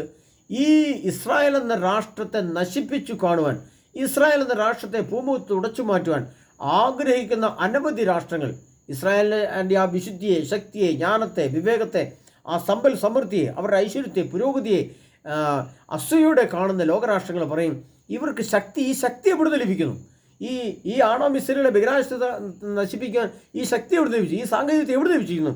അപ്പോൾ അവർ പറയും, തങ്ങളുടെ ദൈവമായ സൈന്യങ്ങളുടെ കർത്താവിൽ നിന്ന് ശക്തി ലഭിച്ചിരിക്കും. സൈന്യങ്ങളുടെ കർത്താവ് എന്ന് പറയുന്നതാണ് സർവശക്തനായ ക്രിസ്തു അല്ലെങ്കിൽ ദൈവം. അവർ യഹോവ എന്ന ഭാഷയിൽ അവർ പറയുന്നുണ്ടെങ്കിൽ അവർക്ക് വ്യക്തമായിട്ട് അറിയാം അത് ഇന്നത്തെ കാലത്ത് ക്രിസ്തുവാണ്, യേശു ക്രിസ്തുവാണ്. പക്ഷേ യേശു ക്രിസ്തുവിനെ അംഗീകരിക്കുന്നില്ലെങ്കിൽ പോലും യേശു ക്രിസ്തുവിൻ്റെ സീനായ് മലയിൽ കർത്താവ് പ്രത്യക്ഷപ്പെട്ടത് എങ്ങനെയായിരുന്നു? ഇടിമുഴക്കത്തിൻ്റെയും ശബ്ദത്തിൻ്റെയും വെളിച്ചത്തിൻ്റെയും അഗ്നിയുടെയും രൂപത്തിലായിരുന്നു. അഗ്നിരൂപനായ ദൈവം ആണ് സീനായ് മലയിൽ കർത്താവ് മോശയോട് സംസാരിച്ചതെങ്കിൽ അതിൻ്റെ അതേ രീതിയിൽ എഴുതി വെച്ച ഹീബ്രു മൂലത്തിൽ അതിൻ്റെ എല്ലാ ലക്ഷണങ്ങളും അവർ വായിച്ച് ആ നിത്യപിതാവ്, ആ പിതാവായ ദൈവത്തെ, ആ യഹോവയാകുന്ന ദൈവത്തെ അവർ ശരിയായ രീതിയിൽ ആരാധിക്കും. വിശുദ്ധിയോടെ വിശ്വാസത്തോടെ ബലിയർപ്പിച്ചുകൊണ്ട് കമിഴ്ന്നു വീണ് മുട്ടയിൽ നിന്നുകൊണ്ട് കരങ്ങൾ വിരിച്ചു പിടിച്ച് യാഹ്വേ ഞങ്ങളുടെ മേൽ കരുണയായിരിക്കണമേ എന്ന് പ്രാർത്ഥിച്ചുകൊണ്ട് ഈ ദുഷ്ടശക്തികളെ തകർക്കാനുള്ള ശക്തി ഞങ്ങൾക്ക് തരണമെന്ന് പ്രാർത്ഥിച്ചുകൊണ്ട് അവർ ശക്തമായിട്ട് പ്രാർത്ഥിക്കുന്ന സമയം വരും. അപ്പോൾ ആ ജനങ്ങളും ലോകവും പറയും, ഇവർക്ക് ഈ ശക്തി എവിടെ നിന്ന് ലഭിച്ചിരിക്കുന്നു? അപ്പോൾ അവർ പറയും, സൈന്യങ്ങളുടെ കർത്താവായ സൈന്യങ്ങളുടെ ദൈവമായ കർത്താവിൽ നിന്ന് അവർക്ക് ശക്തി ലഭിച്ചിരിക്കുന്നു. പ്രിയപ്പെട്ടവരെ, ഇതിനകത്ത് നമുക്ക് നോക്കാം, 3 പ്രാവശ്യം അന്ന് അന്ന് എന്ന് കർത്താവ് പറഞ്ഞിട്ടുണ്ട്. ഒന്ന്, 3-ാം തിരുവചനം, അന്ന് ഞാൻ ജെറുസലേമിനെ ഭാരമേറിയ കല്ലാക്കും, അത് വന്നിരിക്കുന്നു. അത് പൊക്കുന്നവർക്ക് കഠിനമായി മുറുക്കും, ഭൂമിയിലെല്ലാ ജനങ്ങളും അതിനെ ഒത്തുചേരും. ദൈവകർത്താവ്, അന്ന് ഞാൻ കുതിരകൾക്ക് പരിഭ്രാന്തിയും കുതിരക്കാരന്മാർക്ക് ഭ്രാന്തും വരുത്തും. അത് പറഞ്ഞിട്ട് കർത്താവ് പറഞ്ഞിരിക്കുക, അന്ന് ഞാൻ യൂദാഭവനത്തെ കടാക്ഷിക്കും. 3 പ്രാവശ്യം അന്ന് അന്ന് അന്ന് എന്ന് പറഞ്ഞുകൊണ്ട് ആ വലിയ ദിവസത്തെ സർവശക്തനായ ദൈവം തൻ്റെ ഹീബ്രു മൂലത്തിൽ എഴുതി വെച്ചിട്ടുണ്ടെങ്കിൽ പ്രിയ സഹോദരങ്ങളെ, ആ അന്ന് എന്ന് പറയുന്ന കാലം അത് നമ്മുടെ കൺമുമ്പിലാണ്. നമ്മളാണ് ആ തലമുറയിൽ അവശേഷിച്ചിരിക്കുന്നത്. നമ്മളാണ് ഇത് കാണുകയും കേൾക്കുകയും ചെയ്യേണ്ടത്. അത് 2027 ജനുവരി മാസം 1-ാം തീയതിയോ 7-ാം ദിവസമോ ഇത് സംഭവിക്കാൻ സാധ്യതയുണ്ട്. ബൈബിൾ എഴുതപ്പെട്ടിരിക്കുന്നത് സംഭവിക്കുക തന്നെ ചെയ്യും. അപ്പോൾ പ്രിയപ്പെട്ടവരെ, ലോകം ഒരു ആണവ യുദ്ധം നേരിട്ട് കാണും. അതിൻ്റെ പരിണത ഫലത്തെക്കുറിച്ച് കർത്താവ് പറഞ്ഞിരിക്കുന്നത് എവിടെയാണെന്ന് നമ്മൾ മനസ്സിലാക്കുമ്പോൾ പ്രിയപ്പെട്ടവരെ, നമ്മൾ അതുകൂടെ മനസ്സിലാക്കിക്കൊണ്ട് വേണം കുറച്ചുകൂടെ ആത്മീയമായിട്ട് ഒരുങ്ങാൻ. കാരണം നമ്മൾ ഒരുങ്ങിയേ പറ്റൂ, നമ്മളത് അറിഞ്ഞേ പറ്റൂ. പ്രിയപ്പെട്ട സഹോദരങ്ങളെ, കർത്താവായ യേശുക്രിസ്തുവിൻ്റെ ഈ വചനങ്ങൾ, യേശുക്രിസ്തുവിൻ്റെ വചനത്തിലും മത്തായിയുടെ സുവിശേഷത്തിലും യേശുക്രിസ്തുവിൻ്റെ മത്തായിയുടെ സുവിശേഷം 24-ാം അധ്യായത്തിൽ കർത്താവിൻ്റെ വരനുമ്പയുടെ ലക്ഷണങ്ങൾ, വേദനയുടെ ആരംഭം എന്ന് പറഞ്ഞിട്ടുണ്ടെങ്കിൽ ആ വേദന എപ്രകാരമാണ് ഭൂമിയിൽ സംഭവിക്കാൻ ഭയാനകത എങ്ങനെയാണെന്ന് കർത്താവ് എഴുതി വെച്ചിരിക്കുന്നത് വളരെ വ്യക്തമായിട്ട് നമ്മൾ മനസ്സിലാക്കണമെങ്കിൽ പ്രിയപ്പെട്ടവരെ, അത് ജോയൽ പ്രവാചകൻ്റെ പുസ്തകം, അവിടെ നമ്മൾ മനസ്സിലാക്കണം. ജോയൽ പ്രവാചകൻ്റെ പുസ്തകം 1-ാം അധ്യായത്തിൽ നമ്മൾ മനസ്സിലാക്കണം. അതിങ്ങനെയാണ് എഴുതി വെച്ചിരിക്കുന്നത്. ജോയൽ പ്രവാചകൻ്റെ പുസ്തകം 1-ാം അധ്യായം 8-ാം തിരുവചനം, തൻ്റെ യൗവനത്തിലെ ഭർത്താവിനെ ചൊല്ലി ചാക്കൊടുത്ത് വിലപിക്കുന്ന കന്യകയെപ്പോലെ പ്രലപിക്കുവിൻ. ധാന്യബലിയും പാനീയബലിയും കർത്താവിൻ്റെ ഭവനത്തിൽ നിന്ന് നീക്കം ചെയ്യപ്പെട്ടിരിക്കുന്നു. അപ്പോൾ ആദ്യമായിട്ട് സംഭവിക്കുന്ന 1-ാമത്തെ സംഭവം എന്താണ്? കർത്താവിൻ്റെ ധാന്യബലിയും പാനീയബലിയും. അതാണ് നമ്മുടെ ഇന്നത്തെ ഭാഷയിൽ പരിശുദ്ധ കുർബാന എന്ന് നമുക്ക് പറയാം. അന്ന് അത് ധാന്യബലിയും പാനീയബലിയും എന്നാണ് എഴുതപ്പെട്ടിരിക്കുന്നതെങ്കിൽ ഇന്ന് കുർബാന എന്നാണ് ആ വാക്കിൻ്റെ അർത്ഥം. പ്രിയപ്പെട്ടവരെ, അവിടെ സംഭവിക്കുന്നത് വളരെ വലിയ സംഭവമാണ്. ധാന്യബലിയും പാനീയബലിയും ആദ്യമായിട്ട് സഭയിൽ നിന്നും ഇല്ലാതാകും. സഭ ഒരുപക്ഷെ അതിൻ്റെ പ്രത്യക്ഷ രൂപത്തെ മാറ്റിക്കൊണ്ട് ഒരു അപ്രത്യക്ഷ രൂപീകരണത്തെ, ഒരു അപ്രത്യക്ഷ സ്വഭാവത്തെ സഭ സ്വീകരിക്കും. സഭ കുറച്ച് നിർവീര്യമായിക്കൊണ്ട് അതിൻ്റെ പ്രത്യക്ഷമായുള്ള എല്ലാ സംഭവങ്ങളെയും മാറ്റിവെച്ചുകൊണ്ട് സഭ ഒതുങ്ങുകയോ ചുരുങ്ങുകയോ ചെയ്യുന്ന അവസ്ഥയിലേക്ക് വരും. കാരണം ഈ കുർബാന അപ്രത്യക്ഷമാകുമെന്ന് കർത്താവ് 1-ാമത്തെ ലക്ഷണം പറഞ്ഞിരിക്കുകയാണ്. 2-ാമത്തെ ലക്ഷണം കർത്താവ് പറഞ്ഞിരിക്കുന്നു. എന്താണ് പറഞ്ഞിരിക്കുന്നത്? വളരെ ശ്രദ്ധിക്കണം. കർത്താവിൻ്റെ ശുശ്രൂഷകരെ പുരോഹിതന്മാർ വിലപിക്കുന്നു. വയലുകൾ ശൂന്യമാക്കപ്പെടുന്നു, ഭൂമി വിലപിക്കുന്നു. ധാന്യം നശിച്ചു, വീഞ്ഞ് ഇല്ലാതായി, എണ്ണ വറ്റിപ്പോയി. നിലമുഴുന്നവരെ പരിഭ്രമിക്കുവിൻ, മുന്തിരിത്തോട്ടക്കാരെ പ്രലപിക്കുവിൻ, ഗോതമ്പിനെയും ബാർലയും ചൊല്ലിത്തന്നെ, കാരണം വയലിലെ വിളകൾ നശിച്ചിരിക്കുന്നു. പ്രിയപ്പെട്ടവരെ, അവിടെയാണ് നമ്മൾ മനസ്സിലാക്കേണ്ടത്. ആണവ ബോംബിൻ്റെ ആക്രമണം വന്നാൽ, ഭൂമിയിൽ യുദ്ധം ശരിയായ രീതിയിൽ തുടങ്ങിയാൽ നമുക്ക് ആദ്യം സംഭവിക്കാനുള്ളത് വയലുകൾ ശൂന്യമാക്കപ്പെടും, കൃഷി നിന്നുപോകും. അതിനകത്ത് കൃഷി നിന്നു പോകുന്നതിന് പ്രധാനപ്പെട്ട കാരണം എന്താണ്? പെട്രോൾ, ഡീസൽ ഈ ഭൂമിയിൽ നിന്ന് അപ്രത്യക്ഷമാകും. അതിന് മറ്റൊരു വചനത്തിലേക്ക് വരുമ്പോൾ നമുക്കതിന് വളരെ കുറച്ചുകൂടെ വ്യക്തമായ ഭാഷ എഴുതിയിട്ടുണ്ട്. ജോയൽ പ്രവാചകന്റെ പുസ്തകം തന്നെ 1-ാം അധ്യായം 16-ാം തിരുവചനത്തിൽ കർത്താവ് എഴുതി വെച്ചിരിക്കുകയാണ്, നമ്മുടെ കൺമുമ്പിൽ നിന്ന് ഭക്ഷണവും നമ്മുടെ ദൈവത്തിൻ്റെ ആലയത്തിൽ നിന്ന് ആഹ്ലാദ തിമിർപ്പും അപ്രത്യക്ഷമായിരിക്കുന്നു. നമ്മുടെ കൺമുമ്പിൽ നിന്ന് ഭക്ഷണവും നമ്മുടെ കൺമുമ്പിൽ നിന്ന് ആഹ്ലാദ തിമിർപ്പും, ദേവാലയത്തിലെ ആഹ്ലാദ തിമിർപ്പും അപ്രത്യക്ഷമായിരിക്കുന്നു. അപ്പോൾ ധാന്യബലിയും പാനീയബലിയും കുർബാന നിന്നുപോകുന്നു, ഭക്ഷണം നിന്നുപോകുന്നു, ധാന്യബലിയും അതെല്ലാം നിന്നുപോകുന്നു. നമ്മുടെ ദേവാലയങ്ങളിലെ അല്ലെങ്കിൽ ദൈവ ആരാധനയിലെ എല്ലാ സന്തോഷവും സമാധാനവും ഇന്ന് വരെ അനുഭവിച്ച മനുഷ്യൻ്റെ സ്വാതന്ത്ര്യവും ആനന്ദവും ഗംഭീരമായ തിരുനാൾ ആഘോഷങ്ങളും ഗംഭീരമായ വിവാഹ ദിവസങ്ങളും ഇതെല്ലാം വലിയ പ്രശ്നങ്ങളിലേക്ക് കടന്നു പോകും. കാരണം എന്തുകൊണ്ടാണ് സംഭവിച്ചിരിക്കുന്നത്? വയലുകൾ ശൂന്യമാക്കപ്പെടുന്നു. വയലുകൾ എന്നേക്കും. വയലുകൾ എന്ന് പറയുമ്പോൾ അതിന് രണ്ടർത്ഥമുണ്ട് പ്രിയപ്പെട്ടവരെ. ഒന്ന്, കൃഷി സംവിധാനങ്ങൾ ചെയ്യുന്ന വയലുകൾ. നമ്മൾ ഗോതമ്പ് കൃഷിയും കരിമ്പ് കൃഷിയും മറ്റ് പച്ചക്കറി കൃഷിയും ചെയ്യുന്ന വയലുകൾ, അത് ശൂന്യമാക്കപ്പെടുന്നു. രണ്ടാമത്തെ വയലെന്ന് പറയുന്നത് ബൈബിൾ പ്രകാരമുള്ള അർത്ഥം എന്ന് പറയുന്നത് പ്രിയപ്പെട്ടവരെ, വയലുകൾ എന്ന് പറഞ്ഞാൽ പണം തരുന്ന വ്യവസായശാലകൾ, മാർക്കറ്റുകൾ, അതിൻ്റെ കച്ചവട സ്ഥാപനങ്ങൾ, അതിൻ്റെ ബിസിനസ് സ്ഥാപനങ്ങൾ, നമ്മുടെ ഹോസ്പിറ്റലുകൾ, നമ്മുടെ വ്യവസായം പോലെ നമ്മൾ നട്ടുവളർത്തിയിരിക്കുന്ന നമ്മുടെ ഇംഗ്ലീഷ് ഭാഷാ പഠനങ്ങൾ, നമ്മുടെ എഞ്ചിനീയറിംഗ് കോളേജുകൾ, സ്കൂൾ കോളേജുകൾ, അങ്ങനെ ആ വയലുകൾ, പണം തരുന്ന വയലുകൾ, പണം തരുന്ന മേഖലകൾ, അതെല്ലാം ശൂന്യമാക്കപ്പെട്ടിരിക്കുന്നു കർത്താവ് പറയുകയാണ്. അപ്പോൾ കർത്താവിന് ഒന്ന്, ഭക്ഷണ സാധനം നമ്മുടെ കണ്ണിൽ അപ്രത്യക്ഷമാണ്. അത് അങ്ങനെ തന്നെ എഴുതിയിട്ടുണ്ട്. നമ്മുടെ കൺമുമ്പിൽ നിന്ന് ഭക്ഷണവും നമ്മുടെ ദൈവത്തിൻ്റെ ആലയത്തിൽ നിന്ന് ആഹ്ലാദത്തെ തിമിർപ്പും അപ്രത്യക്ഷമായിരിക്കുന്നു. യോവേൽ പ്രവചന പുസ്തകം 1-6 തിരുവചനം. അതിന് മുന്നോടിയായിട്ട് ആദ്യമായിട്ട് സംഭവിക്കുന്നത് എന്താണ്? ധാന്യബലിയും പാനീയബലിയും കർത്താവിൻ്റെ ഭവനത്തിൽ നിന്ന് നീക്കം ചെയ്യപ്പെട്ടിരിക്കുന്നു. ഇത് ചെയ്യാൻ പാടില്ലാത്ത വിധം, അല്ലെങ്കിൽ അതിൻ്റെ ഭയാനകമായ സംഭവങ്ങളിലേക്ക് ലോകം എത്തപ്പെടും. അപ്പോൾ അവിടെ സംഭവിക്കുന്ന മറ്റൊരു സംഭവമാണ്, നമ്മൾ ജോയൽ പ്രവചന പുസ്തകം വായിച്ച പ്രിയപ്പെട്ടവരെ, ഏതാണിത്? ഭൂമി വിലപിക്കുന്നു, ധാന്യം നശിച്ചു പോയിരിക്കുന്നു.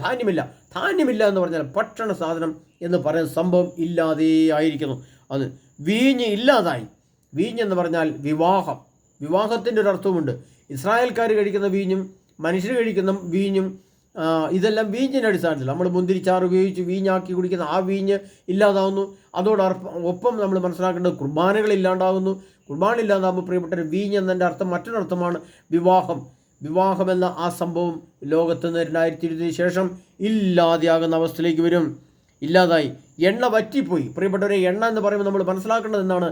പരിശുദ്ധാത്മാവ് സഭയിൽ നിന്ന് എന്നേക്കുമായിട്ട് അപ്രത്യക്ഷമാവും. എണ്ണയ്ക്ക് പരിശുദ്ധാത്മാവിൻ്റെ ദൃശ്യരൂപം. അദൃശ്യനായ പരിശുദ്ധാത്മാവിൻ്റെ ദൃശ്യ വസ്തുരൂപമാണ് എണ്ണ. എണ്ണയിൽ നിന്നാണ് വെളിച്ചം, ഊർജം. അതുകൊണ്ടാണ് പരിശുദ്ധാത്മാവിൻ്റെ വെളിച്ചവും ഊർജവുമാണ്, അഗ്നിയാണ്. അപ്പോൾ എണ്ണ അഗ്നിയുടെ വസ്തുരൂപമാണ്. അതുകൊണ്ടാണ് കർത്താവ് വന്നിരിക്കുന്നത്. എണ്ണ വറ്റിപ്പോയിരിക്കുന്നു പറയുമ്പോൾ എന്താണ്?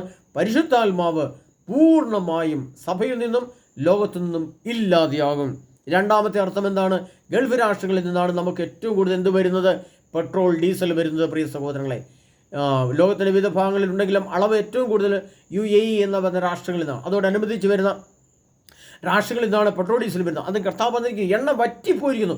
എണ്ണ, ആണവ ബോംബ്, മറ്റു ബോംബുകൾ വീഴുമ്പോൾ എണ്ണ ഉൽപ്പാദനശാലകൾ എന്നേക്കുമായി ഈ ഭൂമി എന്നേക്കുമായി, പിന്നീട് ഒരിക്കലും ഭൂമിയിൽ യുദ്ധം നാളെ തീരും, 2 വർഷമായി 3 വർഷമായി യുദ്ധം നാളെ തീരും, അടുത്ത വർഷം തീരും, അങ്ങനെ ചിന്തയേ വേണ്ട പ്രിയപ്പെട്ടവരെ. ഈ 2027 ആഗോള യുദ്ധം തുടങ്ങുന്നതോടുകൂടി അത് യുഗം അവസാനിക്കുക, ലോകം അവസാനിക്കുക, ലോകാവസാനം എന്ന പരമസത്യത്തിലേക്ക് ലോകം മാറ്റപ്പെടും. അതുകൊണ്ടാണ് വളരെ വ്യക്തമായി വചനത്തിൻ്റെ അടിസ്ഥാനത്തിൽ ഞാൻ പറയുന്നത് പ്രിയപ്പെട്ടവരെ, നിലം ഉഴുന്നവരെ പ്രലപിക്കുവിൻ. അതുപോലെ കൃഷി ചെയ്യുന്നവരോട് പ്രലപിക്കാനാണ് പറഞ്ഞത്. മാറത്തടിച്ച് നിലവിളിക്കുന്നതിനെ ഓർത്താണ് അവർ പറയുന്നത് പ്രലപിക്കുക എന്ന് പറഞ്ഞത്. കരയുക എന്നല്ല വന്നിരിക്കുന്നത്, പ്രലപിക്കുക എന്ന് പറയും. മാറത്തടിച്ചവർ ചങ്കുപൊട്ടി കരഞ്ഞ് അവർ നിലവിളിക്കും. ഒരു കൃഷി ചെയ്യാൻ പറ്റുകയില്ല. കാരണം പെട്രോൾ, ഡീസൽ ഇല്ലാത്തതുകൊണ്ട് ഒരു യന്ത്രങ്ങളും ഉപയോഗിക്കാൻ പറ്റില്ല. കൃഷി സ്ഥലത്തേക്ക് പോകാൻ വാഹനങ്ങളില്ല. അവിടെ ചെന്ന് കഴിഞ്ഞാൽ നിലമുഴുതാനോ അത് സംസ്കരിക്കാനോ ഉള്ള യന്ത്രങ്ങളോ സംവിധാനങ്ങളോ ഇല്ലാതെയാവും. കൃഷിക്ക് ദൂരേക്ക് പോകാൻ പറ്റാതെ വരും. കൃഷിയിടങ്ങളിൽ ബോംബുകൾ വീണും അവിടെയൊന്നും സുരക്ഷിതമല്ലാത്ത അവസ്ഥ വരും. പുറത്തേക്കിറങ്ങിയാൽ കൊല്ലപ്പെടുന്ന അവസ്ഥ വരും. അതുകൊണ്ട് കർത്താവ് പറയാണ്, നിലമുഴുന്നവരെ പരിഭ്രമിക്കുവിൻ, പ്രലപിക്കുവിൻ, മുന്തിരിത്തോട്ടക്കാരെ പ്രലപിക്കുവിൻ, ഗോതമ്പിനെയും ബാർലിയെയും ചൊല്ലി തന്നെ. ഗോതമ്പും ബാർലിയും എന്ന് പറഞ്ഞാൽ ഭക്ഷണ സാധനം ഭൂമിയിൽ നിന്ന് ഇല്ലാതാകുന്ന അവസ്ഥയെക്കുറിച്ച് തന്നെ, അതിനെക്കുറിച്ച് തന്നെ. ഭക്ഷണമില്ലാതായി കഴിഞ്ഞാൽ പ്രിയപ്പെട്ടവരെ, എത്ര ദിവസം ഒരു മനുഷ്യൻ പിടിച്ചിരിക്കാൻ സാധിക്കും? ആഹാരമില്ലാതെ എത്ര ദിവസം ഒരു മനുഷ്യന് ജീവിക്കാൻ പറ്റും? ഒരു രാജ്യത്തിന് എത്ര ദിവസം ഭക്ഷണമില്ലാതെ ജീവിക്കാൻ പറ്റും? നമ്മൾ വിചാരിക്കും, പെട്ടെന്ന് നമ്മൾ ചിന്തിക്കും, കലവറകളിലുണ്ട്, ധാന്യങ്ങൾ ധാരാളമുണ്ട്, നമുക്ക് ഉപയോഗിക്കാമെന്ന് നമ്മൾ ചിന്തിക്കും. പക്ഷെ തെറ്റാണ് പ്രിയപ്പെട്ടവരെ. കാരണം കലവറകളിലുള്ള ധാന്യങ്ങൾ, ഇപ്പോൾ ഇന്ത്യയെ സംബന്ധിച്ച് ആന്ധ്രാപ്രദേശിൽ കിടക്കുന്ന അരി കേരളത്തിലേക്ക് വരണമെങ്കിൽ എത്രയോ കിലോമീറ്റർ വരണം. പഞ്ചാബിൽ കിടക്കുന്ന അരി കേരളത്തിലേക്ക് വരണം. ഹരിയാനയിലെ നെല്ലും ഗോതമ്പും കേരളത്തിലേക്ക് വരണമെങ്കിൽ എത്രയോ കിലോമീറ്ററുകൾ ഡീസലും പെട്രോളും ഉപയോഗിച്ചുള്ള എണ്ണകളും വാഹനങ്ങളും ഓടിക്കൊണ്ടു വേണം. അത് റെയിൽവേ സ്റ്റേഷനിൽ വന്നു കഴിഞ്ഞാൽ അവിടുന്ന് മറ്റു വാഹനങ്ങളിൽ വേണം ഇതെല്ലാം എത്താൻ. താൽക്കാലികമായിട്ട് ഒരാഴ്ച 2 ആഴ്ചയൊക്കെ സംഭവിക്കുമെങ്കിലും പ്രിയപ്പെട്ടവരെ, ഇതിൻ്റെ ഉൽപ്പാദനവും പോക്കും വരവും അങ്ങ് നിന്നു കഴിഞ്ഞാൽ പെട്ടെന്ന് ഈ സംഭവങ്ങളെല്ലാം ഭൂമിയിൽ നിന്ന് അപ്രത്യക്ഷമാവും പ്രിയപ്പെട്ടവരെ. അത് കർത്താവ് വളരെ വ്യക്തമായിട്ട് പറഞ്ഞിരിക്കുകയാണ്. അതിൻ്റെ ബാക്കി ഭാഗങ്ങൾ വിധിക്കുന്നവർ നമ്മൾ മനസ്സിലാക്കേണ്ടത് എന്താണ്? സംഭരണശാലകളും പത്തായങ്ങളും ശൂന്യമായിരിക്കുന്നു, ധാന്യം ഇല്ലാതായിരിക്കുന്നു, മൃഗങ്ങൾ ഞരങ്ങുന്നു, മേച്ചിൽ സ്ഥലമില്ലാതെ കന്നുകാലികൾ വലയുന്നു, ആട്ടിൻപറ്റങ്ങൾ നശിക്കുന്നു. കർത്താവേ, ഞാൻ അങ്ങയോട് നിലവിളിക്കുന്നു. വിജനപ്രദേശങ്ങളിലെ പുഷ്പങ്ങളെ അഗ്നി വിഴുങ്ങിയിരിക്കുന്നു, വയലിലെ മരങ്ങളെല്ലാം കത്തി നശിച്ചിരിക്കുന്നു. വനാന്തരങ്ങളിലെ അരുവികൾ വറ്റിപ്പോവുകയും പുൽപ്പുറങ്ങൾ അഗ്നിക്കിരയാവുകയും ചെയ്തിരിക്കുന്നതിനാൽ വന്യമൃഗങ്ങളും അവിടുത്തെ നോക്കിക്കേഴുന്നു. പ്രിയപ്പെട്ടവരെ, ഭൂമിയിലെ പച്ചപ്പ് എന്നേക്കുമായിട്ട് നശിക്കും. ഭൂമിയുടെ ചൂട്, ആണവ ആയുധങ്ങൾ, ആണവ മിസൈലുകൾ ബഹിരാകാശത്ത് പൊട്ടുമ്പോൾ അതിൽ നിന്ന് ഉൽപ്പാദിപ്പിക്കുന്ന അമിതമായ ചൂട് ഭൂമിയിൽ എന്തൊക്കെ സംഭവിക്കുന്നത് വളരെ വ്യക്തമാണ്. സംഭരണശാലകൾ, പത്തായങ്ങളും സംഭരണശാലകളും തീർന്നു വരും. അതായത് ഭക്ഷണ സാധനങ്ങൾ സൂക്ഷിച്ചു വെക്കുന്ന സ്ഥലങ്ങൾ, നമ്മുടെ ഡിപ്പോ, ഭക്ഷണ ഡിപ്പോകൾ, പത്തായശാലകൾ, സംഭരണശാലകൾ, പത്തായശാലകൾ എന്ന് പറഞ്ഞാൽ ഡിപ്പോ, ഭക്ഷണ ഡിപ്പോകൾ ശൂന്യമായിരിക്കുന്നു, ധാന്യം ഇല്ലാതായിരിക്കുന്നു, ഭക്ഷണ സാധനങ്ങൾ പൂർണ്ണമായിട്ടും ഇല്ലാതായിരിക്കുന്നു. അതുകൊണ്ട് മൃഗങ്ങൾ ഞരങ്ങുന്നു. അതിനാൽ ഭക്ഷണമില്ലാതെ മൃഗങ്ങൾ ഞരങ്ങുന്നു, അത് മരിക്കാൻ വേണ്ടി തയ്യാറുന്നു. മേച്ചിൽ സ്ഥലങ്ങളില്ലാതെ കന്നുകാലികൾ വലയുന്നു. കാരണം ചൂട് വർദ്ധിക്കുമ്പോൾ പച്ചപ്പുകൾ, പുൽമേടുകൾ, പുല്ലുകൾ എന്നേക്കുമായിട്ട് ഭൂമിയിൽ നിന്ന് ഇല്ലാതെയാവും. അപ്പോൾ പിന്നീട് മഴ പെയ്താലും പുല്ലുകൾ കിളിർക്കാൻ പറ്റുകയില്ല, അത്ര ചൂടാണ്. അതാണ് കർത്താവിൻ്റെ മേച്ചിൽ സ്ഥലങ്ങളില്ലാതെ കന്നുകാലി വലയുന്നു, ആട്ടിൻപറ്റങ്ങൾ നശിക്കുന്നു. കർത്താവെ, ഞങ്ങൾ അങ്ങോട്ട് നിലവിളിക്കുന്നു. വിജനപ്രദേശങ്ങളിലെ പുൽപ്പുറങ്ങളെ അഗ്നി വിഴുങ്ങിയിരിക്കുന്നു. വിജനപ്രദേശങ്ങൾ, അതായത് ബഹിരാകാശത്തെ ആണവ സ്ഫോടനത്തിന് ചൂടിൻ്റെ ഫലമായിട്ട് ഭൂമിയിലെ പുൽപ്പുറങ്ങൾ, പച്ചപ്പുകൾ എന്നേക്കുമായിട്ട് അപ്രത്യക്ഷമാകുന്ന കർത്താവ് പറയാണ്. വയലിലെ മരങ്ങളെല്ലാം കത്തി നശിച്ചിരിക്കുന്നു. വയലിലെ മരങ്ങൾ, പ്രിയപ്പെട്ട ലോകത്തുള്ള മരങ്ങൾ എല്ലാം കത്തി നശിക്കും. നമ്മൾ വെറുതെ മനസ്സുകൊണ്ട് സങ്കല്പിച്ചാൽ മതി. ലോകത്ത് നമ്മൾ ഇന്ന് കണ്ടുകൊണ്ടിരിക്കുന്ന മരങ്ങൾ, പുൽമേടുകൾ, ഇതിന് ഇലയില്ല, അതെല്ലാം കത്തി നശിക്കുന്നൊരവസ്ഥ വന്നാൽ ഏതാണ്ട് അഗ്നി കയറിറങ്ങി പോയ പോലെ തന്നെ സംഭവിക്കുമ്പോൾ മനുഷ്യൻ ഇത് കാണുന്ന മാത്രമേ തന്നെ മനുഷ്യൻ്റെ വേദന, മനുഷ്യൻ്റെ ആകുലത, മനുഷ്യൻ്റെ ഉത്കണ്ഠ, മനുഷ്യൻ്റെ ഹൃദയവേദന, നിരാശ, ദുഃഖം എത്ര വലുതായിരിക്കുമെന്ന് പ്രിയപ്പെട്ടവർ നമ്മൾ ചിന്തിച്ച് നോക്കണം. വയലിലെ മരങ്ങളെല്ലാം കത്തി നശിച്ചു, വനാന്തരങ്ങളിലെ അരുവികൾ വറ്റിപ്പോയിരിക്കുന്നു. നമ്മൾ വിചാരിക്കുന്നത് ഭൂമിയുടെ വനങ്ങൾക്കുള്ളിൽ ധാരാളം ജലസ്രോതസ്സുകളുണ്ട്. കാരണം വനങ്ങളിലെ തണുപ്പ് ഈ ജലത്തടാകങ്ങൾ വറ്റിപ്പോകാതെ സംരക്ഷിക്കും. അവിടുത്തെ വെള്ളം അവിടെ കിടക്കുന്നതുകൊണ്ടാണ് നാട്ടിൻ പ്രദേശങ്ങളിലേക്ക് നമുക്ക് വെള്ളം ലഭിക്കുന്നത്. എന്നാൽ വനങ്ങളിലെ വെള്ളത്തടാകങ്ങൾ, വെള്ളത്തിൻ്റെ ഉൽപ്പാദന സ്ഥലങ്ങൾ വറ്റിപ്പോയാൽ നമ്മുടെ നാടുകളിലെ കിണറുകളും നദികളും പറ്റിപ്പോകും പ്രിയപ്പെട്ടവരെ. അങ്ങനെ വെള്ളമില്ലാത്ത അവസ്ഥ വരും. പുൽപ്പുറങ്ങൾ കത്തിയിരിക്കുന്നു, അരുവികൾ വറ്റിപ്പോയിരിക്കുന്നു, പുൽപ്പുറങ്ങൾ അഗ്നിക്കിരിയാവുകയും ചെയ്തിരിക്കുന്നു. പുല്ലുള്ള സ്ഥലങ്ങൾ മുഴുവൻ അഗ്നിക്കിരിയാവും, അതുവഴി പുൽമേടുകൾ മുഴുവൻ കത്തിപ്പോകുന്ന അവസ്ഥ വരും. വന്യമൃഗങ്ങളും അവിടുത്തെ നോക്കിക്കിടുന്നു. വനത്തിലെ മൃഗങ്ങൾ അവിടെ കിടന്നലറും. ആനകളൊക്കെ ഭക്ഷണമില്ലാതെ, വെള്ളമില്ലാതെ, അതൊക്കെ കരയിലേക്ക് അവർ കാട് വിട്ട് പുറത്തേക്ക് വരും. അങ്ങനെ നാട്ടിൽ മൃഗങ്ങളുടെ ശല്യം വർദ്ധിക്കും. അതോടുകൂടി മനുഷ്യ ജീവിതം ഭൂമിയിൽ അസാധ്യമാകുന്ന വലിയ ദുരന്തങ്ങൾ, വലിയ ദുരിതങ്ങൾ, വലിയ സഹനങ്ങൾ, വലിയ കഷ്ടപ്പാടുകൾ, ഭക്ഷണമില്ലാതെ, വെള്ളമില്ലാതെ, മൃഗങ്ങൾ നമ്മൾ കൺമുമ്പിൽ ചത്തി വീഴുന്നു, മനുഷ്യൻ മരിച്ചു വീഴുന്നു, തൊട്ടുമുമ്പിൽ വയ്ക്കുന്ന ആൾ മരിച്ചു വീഴുന്ന അവസ്ഥ. മനുഷ്യൻ്റെ ബുദ്ധിക്കോ ചിന്തയ്ക്കോ കണ്ടാലും കേട്ടാലും മനസ്സിലാക്കാൻ പറ്റാത്ത വിധം അത്രമാത്രം ഭയാനകമായ അവസ്ഥയിലേക്ക് 2027 എന്ന സംഖ്യ, ആ കലണ്ടർ അടിച്ചു വരുമ്പോൾ നമ്മൾ ഓർത്തോണം 2027 എന്ന സംഖ്യ തുടങ്ങും.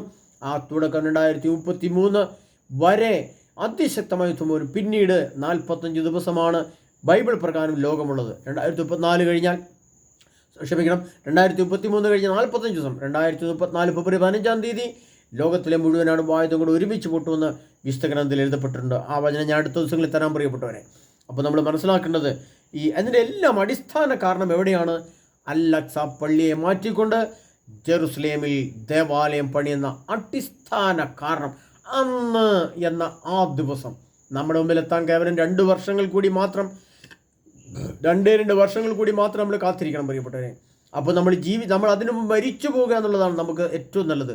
നമ്മൾ പ്രാർത്ഥിക്കുന്ന വിശുദ്ധിയിലായിരുന്നാൽ, കർത്താവ് നമ്മളെ വിളിച്ചു കൂട്ടിക്കൊണ്ടു പോയാൽ, നമ്മൾ ഈ ലോകത്ത് കടന്നു പോയാൽ നമ്മുടെ സഹനങ്ങൾ ഇല്ലാതെ ഈ ലോകത്ത് കടന്നു പോകാം. ജീവിച്ചിരുന്നാൽ പ്രിയ സഹോദരങ്ങളെ, കർത്താവായി യേശു ക്രിസ്തുവിൽ പരിപൂർണ വിശുദ്ധി പ്രാപിക്കാത്ത ഒരു വ്യക്തിക്കും, ഒരു മനുഷ്യനും അത് ഹിന്ദുവെന്നോ മുസൽമാനെന്നോ ക്രിസ്ത്യാനെന്നോ യഹൂദനെന്നോ നിരീശ്വരവാദിയെന്നോ ഇല്ല. ക്രിസ്തുവിനെ തള്ളിക്കളഞ്ഞ എല്ലാവരും, ക്രിസ്ത്യാനിയാണെന്ന് അഭിമാനിക്കുന്ന എല്ലാവരും അഭിമാനിച്ചാൽ പോരാ. ക്രിസ്തുവിനെ തള്ളിക്കളഞ്ഞവരാണേലും യേശു ക്രിസ്തുവിൽ ഈ വിശുദ്ധ ഗ്രന്ഥത്തിൽ എഴുതപ്പെട്ടിരിക്കുന്ന വിശുദ്ധ സുവിശേഷത്തിൻ്റെ അടിസ്ഥാനത്തിൽ, ലേഖനത്തിൻ്റെ അടിസ്ഥാനത്തിൽ, വെളിപാടിൻ്റെ അടിസ്ഥാനത്തിൽ ഒരുങ്ങാത്ത ഒരു വ്യക്തിക്കും, ഒരുങ്ങാത്ത ഒരു സഭയ്ക്കും, പരിശുദ്ധി കൊണ്ട് നിറയാത്ത, ആ വചനമനുസരിച്ച് ജീവിതം ഒരുക്കി ക്രമീകരിച്ചെടുക്കാത്ത ഒരു വ്യക്തിക്കും ഈ പ്രശ്നങ്ങളെ അതിജീവിക്കാൻ സാധ്യമല്ല എന്ന് കർത്താവ് വ്യക്തമായിട്ട് വചനങ്ങളിൽ കൂടി എഴുതി വെച്ചിട്ടുണ്ട്. അതുകൊണ്ടാണ് ക്രിസ്തുവിൻ്റെ സുവിശേഷത്തിന് ഇത്ര പ്രാധാന്യം. അതുകൊണ്ടാണ് ക്രിസ്തു എന്ന ദൈവത്തിൽ ഇത്രമാത്രം മനുഷ്യൻ ആഴപ്പെടേണ്ട ആവശ്യകത. അതുകൊണ്ടാണ് ക്രിസ്തുവിൻ്റെ സുവിശേഷത്തിന് ലോകമെന്ന് ഇത്ര പ്രാധാന്യം ലഭിക്കുന്നത്. അതുകൊണ്ടാണ് സുവിശേഷത്തിൽ മനുഷ്യൻ ഇത്ര ആശ്രയിക്കുന്നത്. സുവിശേഷം എന്ന് പറയുമ്പോൾ യേശു എന്ന വാക്കിന് പോലും, യേശു എന്ന അക്ഷരത്തിന് പോലും, യേശു എന്ന വാക്കിൻ്റെയും ചിത്രത്തിൻ്റെയും ശില്പത്തിൻ്റെയും രൂപത്തിൻ്റെയും അതിൻ്റെ മഹത്വം വരാനിരിക്കുന്ന കാലങ്ങളിൽ അതിഭയാനകമായിട്ട് അല്ലെങ്കിൽ അതിമഹത്വമായിട്ട് വർദ്ധിക്കും. പ്രിയപ്പെട്ടവരെ, യേശുവിൻ്റെ നാമം വിളിച്ചപേക്ഷിക്കുന്നവർ മാത്രമായിരിക്കും പിന്നെ രക്ഷ. യേശുവിനെ അടിസ്ഥാനപ്പെടുത്തി ജീവിതം ക്രമീകരിച്ചിരിക്കുന്നത് മാത്രമായിരിക്കും അവരുടെ വീട്ടിൽ വെള്ളവും ഭക്ഷണവും ഉണ്ടാകുന്ന അവസ്ഥയിലേക്ക് കർത്താവ് അത്ഭുതങ്ങൾ പ്രവർത്തിച്ചുകൊണ്ട് ക്രിസ്തുവിൻ്റെ മഹത്വമായിട്ട് തെളിയിക്കുന്ന കാലഘട്ടത്തിലൂടെ നമ്മൾ കടന്നുപോകാൻ വരികയാണ്. അതുകൊണ്ടാണ് അന്ന് ഞാൻ ജെറുസലേമിനെ ഭാര്യമേറി കല്ലാക്കും, അത് പൊക്കുന്നവർക്ക് കഠിനമായ മുറിവേൽക്കും എന്ന് പറഞ്ഞുകൊണ്ട് കർത്താവ് വ്യക്തമായിട്ട് അന്ന് എന്ന ആ ദിവസത്തെ സൂചിപ്പിച്ചിരിക്കുന്നത്. അത് വിശുദ്ധ ഗ്രന്ഥത്തിൽ പ്രകാരം കണക്കുകൂട്ടുമ്പോൾ കിട്ടുന്ന സംഖ്യയും ഡേറ്റും 2027 ആഗോള യുദ്ധത്തിൻ്റെ 3ാം ലോകമഹായുദ്ധ തുടക്കവും അതോടനുബന്ധിച്ച് ബാക്കിയുള്ള യുദ്ധങ്ങളുമാണ്. പിന്നെ യുദ്ധം തീരുന്നില്ല പ്രിയപ്പെട്ടവരെ, ലോകം അവസാനിച്ച് യുദ്ധം തീരുകയാണ് ചെയ്യുന്നത്. അല്ല, യുദ്ധം തീരുകയില്ല. ആണവ ബോംബിൻ്റെ സ്ഫോടനങ്ങൾ ഭൂമിയിലുണ്ടാക്കുന്നത്, ബഹിരാകാശത്തും ചന്ദ്രനിലും സൂര്യനിലും ഭൂമിയിലും ഇതെല്ലാം സ്ഫോടനം നടക്കുമ്പോൾ ആണവ സ്ഫോടനത്തിൻ്റെ ഫലമായി ഉണ്ടാകുന്ന ചൂട് എത്രയാണോ അത്രയും ചൂട്, ഭയാനകമായ ചൂട്, ഇത് കത്തിക്കരിഞ്ഞു പോകുന്ന അവസ്ഥയിലേക്ക് ലോകം മാറ്റപ്പെടും. ഞാൻ പറയുമ്പോൾ നിങ്ങൾ പ്രിയപ്പെട്ടതെല്ലാം വചനത്തിൻ്റെ അടിസ്ഥാനത്തിൽ പറയുന്നത് എന്തിനു വേണ്ടിയാണ്? ആരെയും ഭയപ്പെടുത്തുവാനോ പേടിക്കുവാനോ ഒന്നുമല്ല. നമ്മൾ ശ്രദ്ധിക്കേണ്ടത്രേ, ഭയപ്പെടേണ്ട, ഞാൻ നിൻ്റെ കൂടെയുണ്ട്, ഞാനാണ് നിൻ്റെ ദൈവം, സംഭ്രമിക്കേണ്ട, നീ തിരിഞ്ഞു നോക്കേണ്ട ആവശ്യമില്ല. യേശു എൻ്റെ പിതാവിൻ്റെ ഭവനത്തിൽ അനേകം വാസസ്ഥലങ്ങളുണ്ട്, ഞാൻ നിങ്ങളെ അങ്ങോട്ട് കൂട്ടിക്കൊണ്ടുപോകും, ഞാൻ വീണ്ടും വരും നിങ്ങളെ വീണ്ടെടുപ്പിന്, നിങ്ങളെ കൂട്ടിക്കൊണ്ടുപോകാൻ. ഈ ഭയം നിറഞ്ഞ, അഗ്നി നിറഞ്ഞ, ഭക്ഷണമില്ലാത്ത, സമാധാനമില്ലാത്ത ഈ അമിത ചൂട് കലർന്ന മനുഷ്യന് ജീവിക്കുവാൻ അസാധ്യമായ ഈ ഭൂമിയല്ല ഇനി നിങ്ങൾക്ക് വെച്ചിരിക്കുന്നത്. എൻ്റെ പിതാവിൻ്റെ ഭവനമായ സ്വർഗീയ ഭവനം, നിത്യജീവൻ്റെ ഭവനം, സ്വർഗീയ മഹത്വമാണ് നിങ്ങൾക്ക് നൽകിയിരിക്കുന്നത്. ഞാൻ അങ്ങോട്ട് കൂട്ടിക്കൊണ്ടുപോകാൻ, വീണ്ടും നിങ്ങളെ കൂട്ടിക്കൊണ്ടുപോകാൻ വരുമെന്ന് കർത്താവ് വാഗ്ദാനം ചെയ്തിട്ടുണ്ടെങ്കിൽ ആ കാലഘട്ടങ്ങളിലേക്ക് നമ്മളെ കൂട്ടിക്കൊണ്ടുപോകാൻ ക്രിസ്തു ഭൂമിയിലേക്ക് വരുന്ന ആ ഡേറ്റിലേക്ക് മനുഷ്യൻ നടന്നെടുക്കുമ്പോൾ, പ്രിയ സഹോദരങ്ങളെ, കർത്താവായ യേശു ക്രിസ്തുവിൽ നമ്മൾ ഇന്ന് കാണുന്ന ഒരു തോന്നുന്ന ജീവിതമല്ല, അങ്ങനെ തോന്നുന്ന ജീവിതം നയിക്കുന്നവർക്കുള്ളതല്ല ക്രിസ്തുവിൻ്റെ സുവിശേഷവും ക്രിസ്തുവിൻ്റെ കൂടെയുള്ള നിത്യജീവനും. അതിനാൽ വിശുദ്ധ ഗ്രന്ഥത്തിൽ എങ്ങനെ എഴുതപ്പെട്ടിരിക്കുന്നോ അതുപോലെ ജീവിക്കുന്നവർക്കാണ്.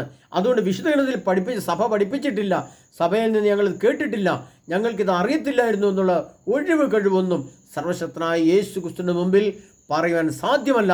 കാരണം വിവിധ ധ്യാന സെൻ്ററിൽ കൂടെ, വിവിധ വചനപ്രഘോഷത്തിൽ കൂടെ, വിവിധ വാർത്താ ചാനലിൽ കൂടെ എല്ലാം, പിന്നെ വിശുദ്ധ ഗ്രന്ഥം വായിക്കുന്നതിലൂടെയൊക്കെ മനുഷ്യൻ്റെ ബുദ്ധിക്ക് എല്ലാ ജ്ഞാനവും ദൈവം കൊടുത്തിട്ടുണ്ട്. അതനുസരിച്ച് ഒരുങ്ങുന്നവർക്ക്, അതുകൊണ്ടാണ് 10 കന്യകമാരുടെ ഉപമ കർത്താവ് വ്യക്തമായിട്ട് അവിടെ ജീവിച്ചിരിക്കുന്നത്. 10 കന്യകമാരുടെ ഉപമ നമ്മൾ വളരെ വ്യക്തമായിട്ട് നമ്മൾ വായിക്കുന്നതും പഠിക്കുന്നതും അത് എഴുതി വച്ചിരിക്കുന്നതും അതിനകത്ത് നിഗൂഢ രഹസ്യങ്ങളെ മനസ്സിലാക്കിക്കൊണ്ട് എൻ്റെ മനസ്സും ശരീരവും ആത്മാവും പരമപരിശുദ്ധിയോടെ കാത്തു സൂക്ഷിച്ചില്ലെങ്കിൽ വരാനിരിക്കുന്ന വലിയ വിപത്തുകളെ അതിജീവിക്കാൻ നമുക്ക് സാധിക്കില്ല, പ്രിയ സഹോദരങ്ങളെ. അതുകൊണ്ടാണ് എൻ്റെ റാപ്ചറിൻ്റെ ക്ലാസ്സുകൾ നിങ്ങൾ ശ്രദ്ധിച്ചിട്ടുണ്ടാവും. ആ റാപ്ചറിൻ്റെ 5 ക്ലാസ്സുകൾ കിടപ്പുണ്ട്. റാപ്ചർ എന്ന് പറഞ്ഞാൽ എടുക്കപ്പെടൽ. ആ എടുക്കപ്പെടൽ, ഈ ലോകത്തുനിന്ന് മനുഷ്യനെ ദൈവം എടുത്തുകൊണ്ട് പോകുന്ന അവസ്ഥ എത്ര മനോഹരവും ഭയാനകമാണ്, ഒപ്പം എത്ര മനോഹരവുമാണ്. എന്നാൽ അതിനുള്ള ഒരുക്കം എങ്ങനെ വേണമെന്ന് അതിൻ്റെ ക്ലാസ്സുകൾ നിങ്ങൾ കേൾക്കണം. ഇതിൻ്റെ പിന്നിൽ ആ ക്ലാസ്സുകൾ കിടപ്പുണ്ട്.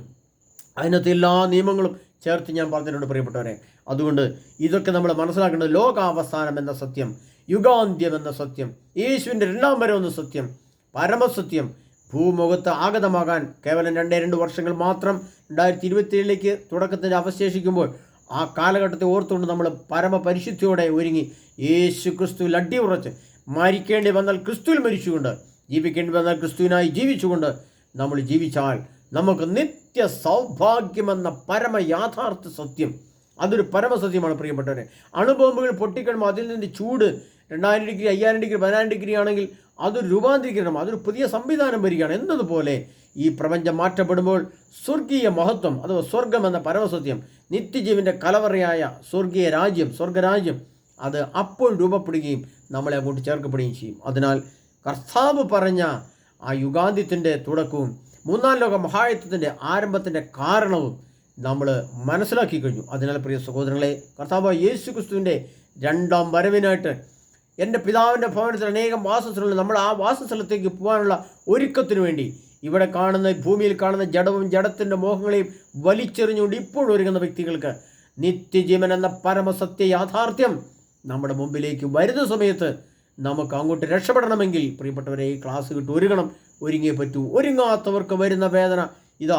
നമ്മൾ കേട്ടു കഴിഞ്ഞു, ഭക്ഷണശാലകൾ പറ്റിപ്പോയിരിക്കുന്നു, എണ്ണ പറ്റിപ്പോയിരിക്കുന്നു, പരിശുദ്ധ കുർബാന ഇല്ലാതെ ആയിരിക്കുന്നു, സഭയില്ലാണ്ടാകുന്നു, നമ്മൾ വെള്ളമില്ലാണ്ടാകുന്നു, ഭൂമിയിലെ പച്ചപ്പ് നഷ്ടപ്പെടുന്നു, ഓക്സിജൻ്റെ അളവപ്പ് കുറയും. പച്ചപ്പ് കുറഞ്ഞാൽ എന്ത് സംഭവിക്കും പ്രിയപ്പെട്ടവരെ? ഓക്സിജൻ ഭൂമിയിൽ നിന്ന് ഇല്ലാണ്ടാവും. ഹൈഡ്രജൻ്റെ അളവ് കൂടും. ഹൈഡ്രജൻ്റെ അളവ് കൂടുമ്പോൾ ഭൂമിയിൽ ചൂട് ഇരട്ടിയായിട്ട് വർദ്ധിക്കും, ഇരട്ടിയായിട്ട്. അപ്പോൾ അവിടെ ഓട്ടോമാറ്റിക്കായിട്ട് തീ ഉണ്ടാവും. ബഹിരാകാശത്ത് ആണവായുധ സ്ഫോടനം അതിൻ്റെ റേഡിയേഷൻ വെക്കുമ്പോൾ ഭൂമിയിൽ ചൂട് വർദ്ധിക്കുന്നതനുസരിച്ച് ഭൂമിയിലെ അഗ്നിയുടെ അളവ് കൂടിക്കൊണ്ടിരിക്കും. ഭൂമി ഒരു അഗ്നിഗോളമായിട്ട് മാറും. അത് യുഗാന്ത്യത്തിൽ സംഭവിക്കുക തന്നെ ചെയ്യും. ഇതെല്ലാം ശാസ്ത്രീയമായും വചനമായും പരമസത്യമാണെന്ന് നമുക്ക് ഗ്രഹിക്കാൻ കഴിവുള്ളവൻ ഗ്രഹിക്കട്ടെ. അല്ലാത്തവർക്ക് ഇതിനെ തള്ളിക്കളയോ ഉപേക്ഷിക്കുകയോ കളിയാക്കുകയോ ഒക്കെ ചെയ്യാം പ്രിയ സഹോദരങ്ങളെ. അതിനാൽ നമ്മുടെ മുമ്പിൽ ഈ യാഥാർത്ഥ്യം വന്നു നിൽക്കുമ്പോൾ അന്നിത് പറഞ്ഞ് ശരിയായിരുന്നില്ല, എനിക്ക് ഒരുക്കാൻ കഴിഞ്ഞില്ലോ എന്ന് വിചാരിച്ച് ആരും നിരാശപ്പെടുകയോ വിലപിക്കുകയോ ചെയ്യാൻ ഇടവരരുത്. അതുകൊണ്ടാണ് മുന്നറിയിപ്പായിട്ട് ഇത്തരം ക്ലാസ്സുകൾ നിങ്ങൾക്ക് തരുന്നത്. പ്രിയ സഹോദരങ്ങളെ, കർത്താവ് യേശു ക്രിസ്തുവിൻ്റെ രണ്ടാം വരവിനായിട്ട് നമുക്ക് പ്രത്യേകം ഒരുങ്ങാം. അതിനുവേണ്ടി സർവശക്തനായ യേശു ക്രിസ്തുവിൻ്റെ വചനം നമ്മുടെ ഹൃദയത്തിൽ ആഴത്തിൽ പതിയട്ടെ. കർത്താവ് യേശു ക്രിസ്തുവിൻ്റെ തിരുരക്തം നമ്മെ കോട്ട കെട്ടി സംരക്ഷിക്കട്ടെ.